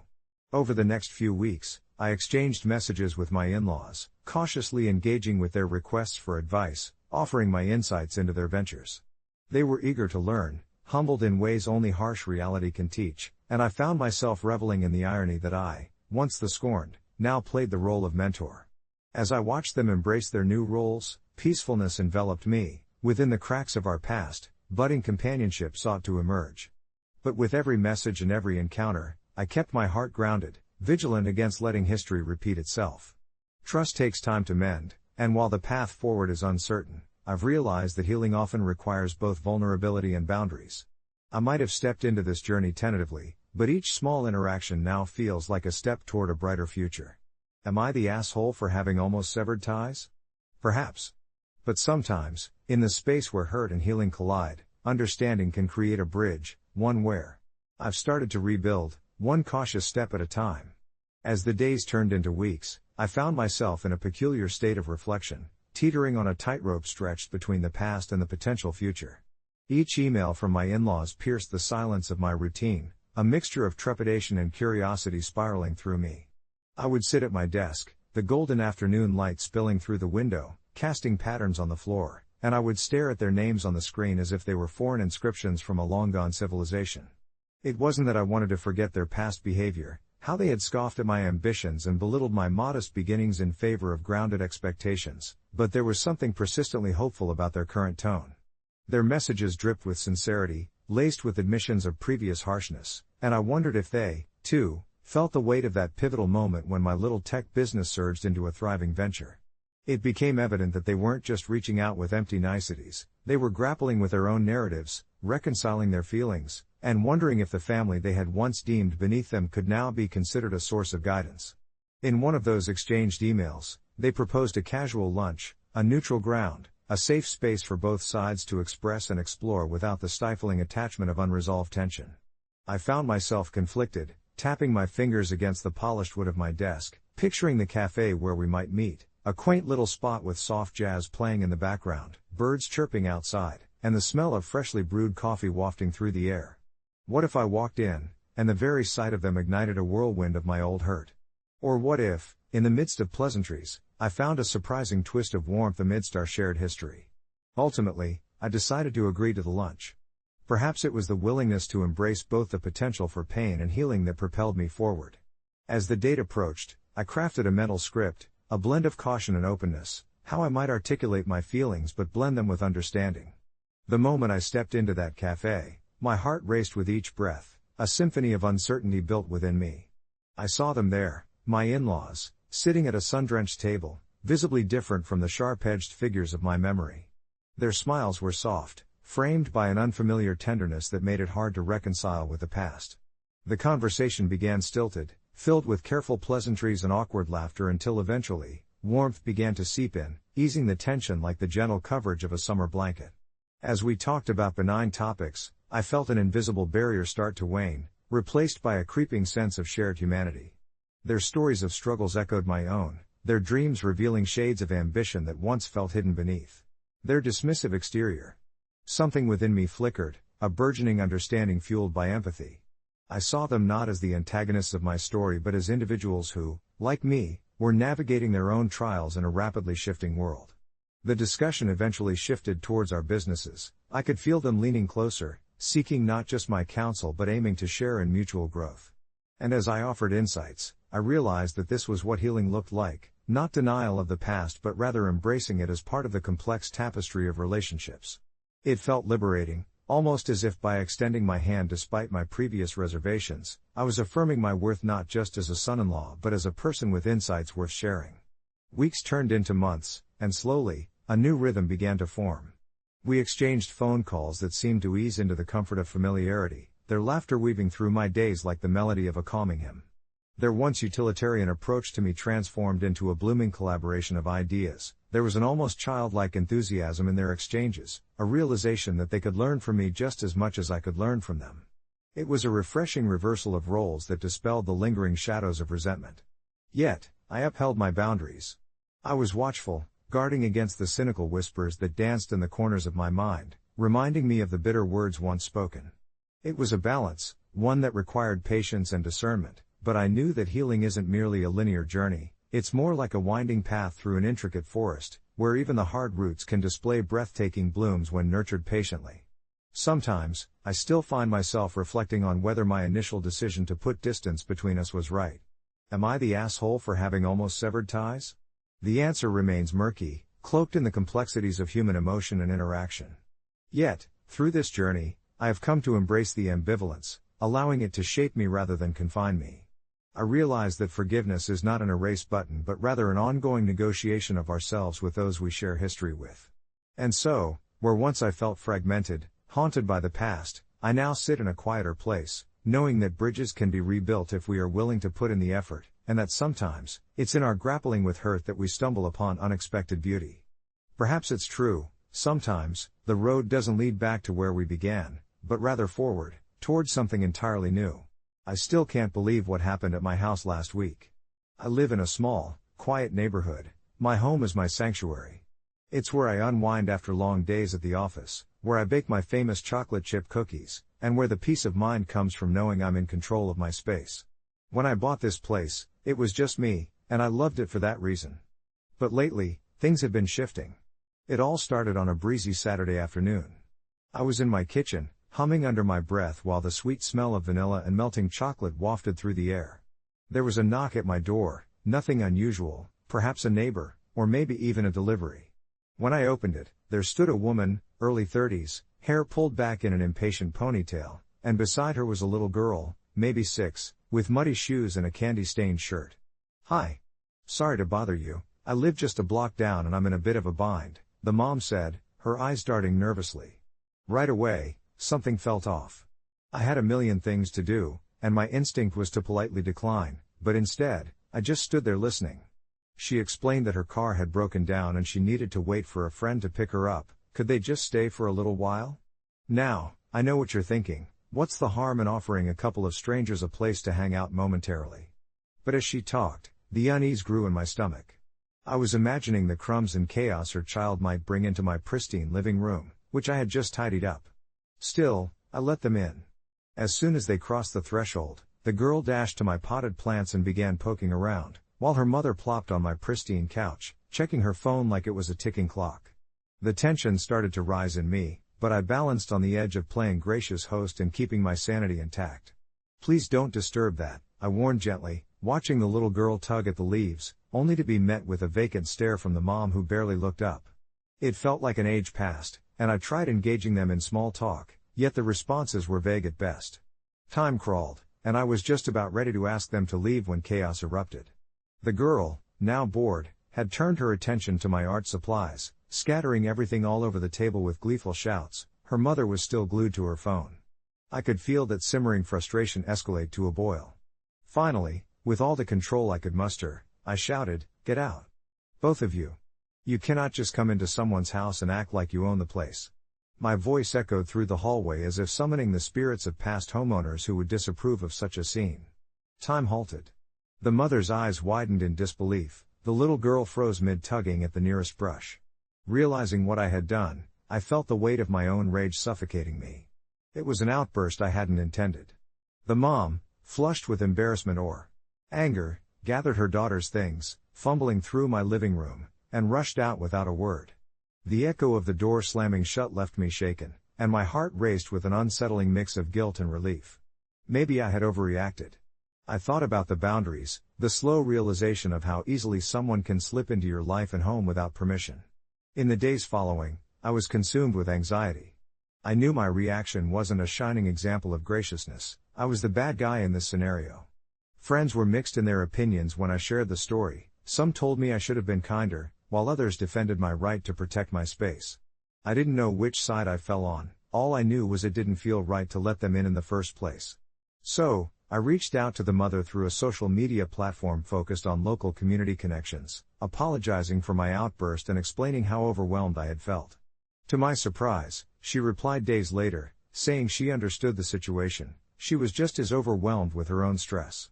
We ended up messaging back and forth a few times, even laughing about how life's chaos often spills over, especially for parents trying to manage it all. As uncomfortable as that day was, I think it brought us closer in a strange, honest way, leading me to reflect on the shared struggles we all face. Who knows, maybe next time I'll be better prepared to handle unexpected visitors, or perhaps, I'll finally be able to embrace a little bit of that chaos I once feared. I still think about that day, the strange blend of embarrassment and relief that lingered long after the dust settled. In the week that followed, my conversations with Kelsey shifted into something unexpected, a cautious friendship born from an awkward moment in my living room. We hadn't met up in person since, and honestly, even the thought of it terrified me. I had reluctantly opened my door, both to a literal visitor and to a window into a world outside my own rigid routines. I remember sitting by my kitchen window, which overlooked the busy street that once felt so far removed from my life, and watching the families hustle by. Their lives seemed so full of everything I had avoided, the noise, the laughter, the mess. I scrolled through my phone one dreary afternoon, pausing at a photo Kelsey had sent. It was of her at a park with her son, laughing over a picnic spread that they had captured mid-bite in vivid colors. The joy radiating from that shot made me ache for a connection I'd shunned for far too long. Embarking on this new, unusual friendship was shaky at first. I found myself second-guessing every text, wondering if I was bothering her. But she seemed eager to chat. Her humor kept creeping in, reminding me that maybe I wasn't as hopelessly out of sync with the rest of the world as I thought. Just a couple of imperfect adults, she texted once, during one of our late-night exchanges. I chuckled, finally letting my guard down just a little. Our messages felt like little life buoys amid the turbulent waters we were both navigating. Then, 2 weeks post-chaos, Kelsey sent a message that threw me. She was planning a small barbecue for the neighborhood and suggested I come. My heart raced at the thought of being surrounded by unfamiliar faces. What if I'm the only one without kids there? I thought, battling my introverted nature. But then I remembered our last exchange, how she'd alluded to a family that might be just as overwhelmed as I was. There was an odd kind of comfort in that realization, a shared humanity in feeling lost amid our roles. Gritting my teeth, I reluctantly agreed. The day of the barbecue felt like preparing for an exam I hadn't studied for. I walked into her backyard, heart pounding, trying to steady my breath amidst the laughter and clinking of glasses. To my surprise, the atmosphere buzzed with warmth, the scent of grilled burgers wafting through the air. Kids played tag, their squeals of laughter mixing with the sounds of easy conversations. Kelsey spotted me first, and her face lit up like a beacon. "You made it," she called out, and in that moment, any anxiety I had ebbed away. Slowly, I started mingling, conversations flowing more naturally than I anticipated. I learned about the other parents and their various struggles, in parenting, in life, common experiences resonating through their stories. Their laughter reminded me how liberating it was to just be, without the confines of expectations running my day-to-day. As the sun dipped lower in the sky, painting everything in soft hues of orange and pink, I found myself chatting with a mother named Sarah, who was going through a separation. I listened to her fears echo some of my own, our conversation like a threading of kindred spirits who had weathered storms unseen to each other. I wasn't expecting this, being pulled into a collective narrative of struggle and perseverance, but it filled a void I didn't know I'd been trying to fill. When I spotted Kelsey across the yard, tending to the grill, I smiled, a silent "thank you" escaping my lips. Maybe at that moment, Surrounded by strangers who shared the same evening light, capable of their own chaos, I realized I wasn't the only one feeling overwhelmed and isolated. I could feel the threads of connection weaving around us all, stitching us together in this weird, chaotic fabric of community. That night as I drifted to sleep, I felt lighter, unburdened from the weight I had been carrying. I thought about our original conflict and marveled at how one moment, one chaotic, unexpected moment, could unravel a tight-knit cocoon I had spun around myself and reveal the world outside. Who knows where this newfound openness would lead me? All I knew was life was messy, but perhaps it's the mess that reminded us we're all human, endlessly trying to figure it out. And maybe embracing a little chaos wasn't such a bad thing after all. The next morning, I woke up feeling oddly invigorated by my new perspective. As I sipped my coffee, the sun poured in through the kitchen windows, illuminating the chaos of my kitchen table, half-finished projects, to-do lists that seemed to multiply overnight, and crumbs from snacks I never got around to cleaning up. Instead of feeling overwhelmed, I let out a soft laugh. I noticed the beauty in the clutter, the laughter of my kids playing in the other room, and for a moment, I even found it charming. I finished my coffee and decided to embrace the unpredictability of my day. I pulled out my phone and shot a message to Sarah, the mom of the kid I'd yelled at. "Hey, I'm going to the park later with the kids. Would you like to join us?" There was a slight flutter of nerves in my stomach as I hit send, but I hoped she might appreciate the invitation. To my surprise, she responded almost immediately, her excitement palpable through the screen. "I'd love to. We could all use some fresh air." That afternoon, as I gathered the kids and packed a picnic, which, let's be honest, mainly consisted of granola bars and whatever leftovers I could scrounge, I felt that lightness from the other night creeping back in. The park was only a few blocks away, so we walked there, my kids running ahead, their laughter echoing through the neighborhood. When we reached the park, I spotted Sarah and her son, Jamie, already there, smiling and waving. She looked a touch frazzled, her hair slightly tousled, but wasn't that part of the charm? We were all in the same boat, struggling to navigate this beautiful mess called life. As the kids played, Sarah and I found ourselves on a nearby bench, sipping bottled water, and exchanging stories. We shared little victories, like managing to get both our kids to school on time and the absurdity of trying to cook dinner while juggling a million other tasks. I could feel the remnants of that chaotic day beginning to fade, replaced by a shared understanding and camaraderie. She talked about feeling alone in her journey, and it hit me hard. How often had I cloistered myself in my own worries instead of reaching out? We laughed about our moments of parenting failure, like the time she accidentally sent her daughter to school in mismatched shoes. "I thought it was a fashion statement," she joked, her eyes twinkling. Turns out it was just a mess. The ease of our conversation felt like a soothing balm. For the first time in a while, I felt like I was part of something larger, a community of fellow parents who were all just trying to figure it out while managing their own chaos. As the sun began to set and the sky turned into a canvas of oranges and pinks, I realized this was exactly the kind of connection I had been missing. It didn't matter that we'd started off on rocky ground, here we were, laughing and sharing amid our imperfections. I had learned that moments of conflict could lead to something beautiful, like the intertwining of two chaotic lives into one shared experience. We packed our things as the sky darkened, our kids, blissfully oblivious, still racing around. I looked over at Sarah, now my ally instead of an adversary, and we promised to meet again. Walking back home, I felt the chaotic fabric of community wrap itself around me a little tighter. Maybe, just maybe, this mess wasn't something to fear but something to embrace, a chaotic tapestry of hope, shared laughter, and the kind of connection that truly makes life rich.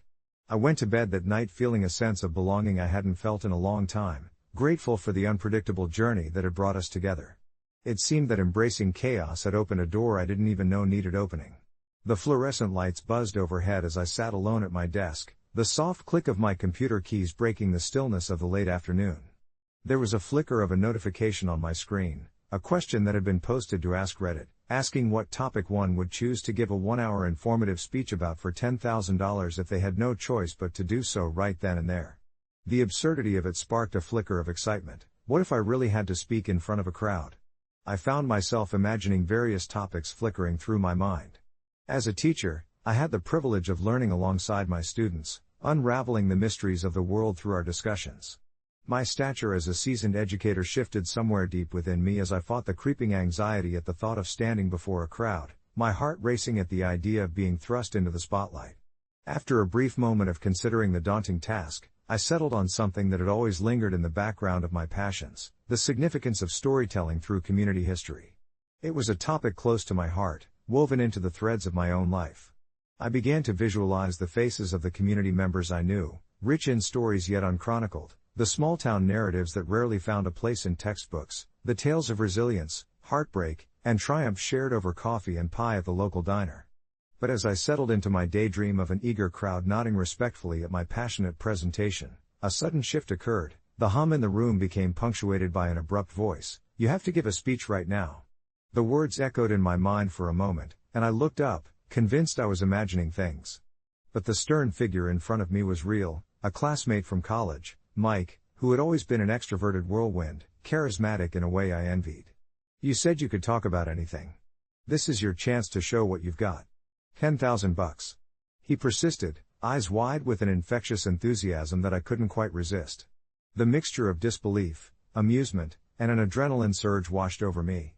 In an instant, I found my mind racing with the knowledge I wanted to impart. As I stood, I felt a familiar heaviness settle in my chest, the nagging fear of public speaking, the memories of stumbling over my words in past endeavors washed over me like waves. Yet, I breathed in deeply, and the anticipation of the unexpected opportunity compelled me forward, my feet moving before my mind could intervene. Mike led me toward an impromptu gathering of colleagues in the next conference room. My heart thudded against my ribs, a metronome marking each passing second as I gathered my thoughts amidst the friendly jabs and encouraging nods from familiar faces. Once I reached the front of the makeshift room, I paused, glancing across the assortment of eager eyes. I noticed a few raised eyebrows and smirks. But there was also a palpable curiosity. I took a deep breath, my voice hiccuping at first as I began to speak about community storytelling, the importance of listening, archiving, and sharing our histories. Each word that slipped from my lips grew more confident as I dove deeper into how weaving together the fabric of a community helps nurture connections. With each anecdote shared, I saw nods of understanding and glimpses of recognition. It became more than just a speech, it was a dialogue that blossomed into a shared experience, reminding me of those conversations that punctuated our everyday lives. As I reached the crescendo of my narrative, I felt as if the pieces of me that often laid dormant found their rhythm, summoning melancholic memories while dancing joyously with hope. When I finally concluded, the room erupted in applause, a flood of appreciation that momentarily washed away my insecurities. I laughed lightly, feeling a mix of relief and gratitude. As Mike approached with a cheeky grin and a mock bow, the ripples of unexpected camaraderie pushed against the boundaries of my initial awkwardness, redefining my perception of myself and the impact I could create. As time passed, the impromptu speech became a topic of light-hearted conversation, an unexpected spark igniting new projects centered on oral histories within our community. I decided to dedicate my weekends to recording interviews with locals, documenting their stories for a collaborative project blending art and history. Reflecting on this experience taught me that sometimes, the greatest opportunities emerge from the most frightening moments, nudging us to grow right through our fears. A final thought lingered in my mind: we all have stories worth telling, ones that shape who we are. A week later, I posted an update on the thread. It had turned out the impromptu speech was merely the beginning of a beautiful venture, and as I felt the warmth of community around me, I knew I had found a piece of myself I had previously overlooked, a reminder that sometimes, the most important stories are our own. A week later, I had posted an update on the thread, sharing how that impromptu speech had turned into so much more than just a fleeting moment of terror. It dawned on me as I sat in my living room, the faint hum of the city outside a comforting backdrop, how that day had been a pebble tossed into the still waters of my life, creating ripples I hadn't anticipated. Initially, when the adrenaline had faded and the laughter of my colleagues had turned into a playful joke, I felt lightheaded, a bit disoriented about what I had opened up to. But with each passing day, the realization of the audience's genuine interest in my experiences began to take root in my mind, pushing me to explore deeper expressions of myself, into the realms of vulnerability I had long buried under layers of caution and self-doubt. So, I started a blog, gradually crafting narratives around the various facets of my life, the heartbreak of my college years, the joy of falling in love, and the quiet pangs of loneliness that sometimes sneaked in even in a crowded room. Those stories transformed, reflecting my sorrow, my laughter, and my fears in a way that felt both cleansing and electrifying, almost as if I were giving them voice for the first time. I shared it with friends, unsure about their reaction, expecting just polite nods and smiles, but instead, I received heartfelt messages of gratitude and appreciation, each one a reminder that we all navigated the same phases of life, sometimes feeling utterly alone. Encouraged, I reached out to an audience wider than my circle of acquaintances. I began to hear echoes of my thoughts and feelings reverberate through the comments and emails that flooded in. Readers shared their own tales, stories tinged with sorrow and redemption, thanking me for speaking out, as if in that open space I had created, they found a platform to unveil their truths. A month later, I hosted an online event titled Tell Your Story, inviting everyone from strangers to friends to step into the virtual spotlight and share. That night, I felt a glaze of contentment wash over me as I listened to voices from all walks of life, each one weaving pieces of their hearts into the fabric of our shared experience. It was a cacophony of human emotion and connection, resembling a melodic symphony wherein each note represented pain, growth, love, and resilience. I had no idea the event would gather hundreds, or that it would light a spark in my heart, a yearning to explore storytelling as both a medium and a means of healing for myself and others. As the sun dipped below the horizon and cast a warm glow through my window, I reflected on how a simple, terrifying moment of being thrown into the spotlight had acted as a catalyst for growth. Crafting my stories felt like stitching together broken pieces of a beautiful quilt, where each patch represented a fragment of experience, an echo of who I was and who I aimed to become. I paraphrased that sentiment in my follow-up post, sharing how the connections I had cultivated opened my eyes to the weight of our stories and how vital they are within this vast universe of forgotten voices. As the comments rolled in, filled with encouragement and resonance, I smiled at my screen, feeling the kinship that came from revealing our raw parts. Reflecting back, I realized how the task of giving an hour-long speech had propelled me forward into a journey rich with discovery, pervaded by the understanding that when we each tell our stories, however trivial they may seem, we breathe life into others, creating a vibrant tapestry of shared human experience. And as I let that thought settle comfortably in my mind, I whispered a quiet promise to myself: I would continue to share, continue to connect, and allow this newfound sense of purpose to blossom into something greater than I could ever fathom at that moment. So, I made it my mission to seek out opportunities to share my experiences, no matter how mundane they might seem on the surface.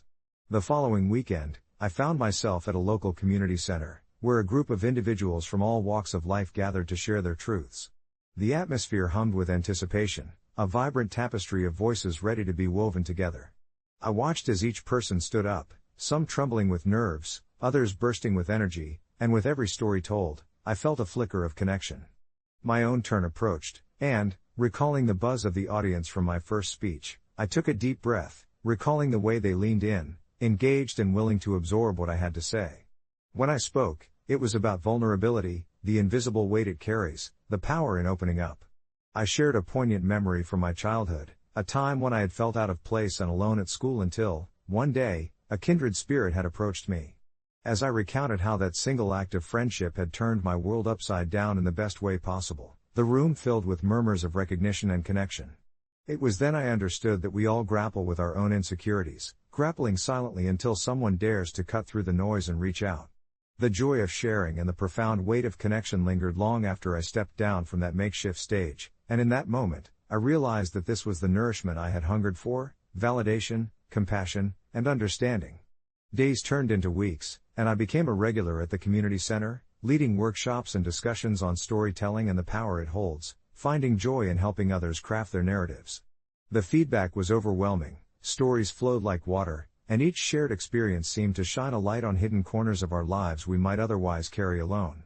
One evening, we hosted a storytelling night that had drawn in a larger crowd than I had anticipated, a mix of familiar faces and strangers eager to share. I sat back in the corner, a warm glow settling over me, serving as a gentle reminder of how far I had come. The air buzzed with laughter, tears, and gasps, and I listened intently, feeling almost like a proud guardian of this burgeoning community. After the event, I noticed a woman who had been sitting quietly at the back, her eyes glistening with unshed tears. When I approached her, she simply embraced me, and in that moment, I felt the undeniable power of connection, that a few shared words could transcend individual stories and shape something much bigger.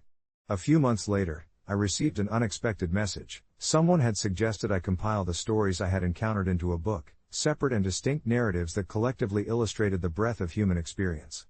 It felt like an invitation to explore a greater purpose, a chance to preserve the moments that had touched me so deeply. It was daunting, but I took a leap of faith, pouring each tale into my own reflections until they mingled together in a rhythm that felt just right. With every chapter, I penned not just the stories but the threads that pulled our lives together, dissimilar yet intertwined. Finally, the day came when I held the first printed copy in my hands. My heart swelled with pride and vulnerability alike. As I stood at the community center table, selling the book, I was met with enemy fear and familiar joy. To my surprise, familiar faces flooded in, sharing their thoughts about how storytelling had impacted their lives and how my journey had inspired them. I felt a sense of fulfillment wash over me, a quiet recognition tinged with joy. It was no longer just about me. This had grown into an extension of us all, breathing life into the stories that shaped the fabric of our existence. People left with copies in hand and a spark in their eyes, and among them was the woman from that first storytelling night. She approached, her voice soft but resolute. "Thank you for creating this space. Thank you for gathering us." Little did she know how infinitely grateful I felt for that simple moment of acknowledgement. As the months passed and I continued sharing my book, the threads of community solidified, weaving us closer together, transforming strangers into allies, kindred spirits in shared struggles. It became clear how the act of telling stories was nothing less than an invitation to be seen. It was an avenue for us to collectively heal. My initial fears had melted away, giving me the courage to step into vulnerability, and from that, a radiant community emerged, fostering warmth and compassion. It was as if my story had been but a pebble, cast into still water, sending ripples far beyond anything I could have anticipated. There was no final chapter, only an open-ended tale of connection and resilience that carried on, echoing the sentiment I had first encountered, a reminder that we all have stories worth sharing. And as I closed my eyes at night, I let the whispers of those stories settle into my heart, a song of humanity reminding me we were all in this together, forever intertwined in the powerful, beautiful tapestry that is life.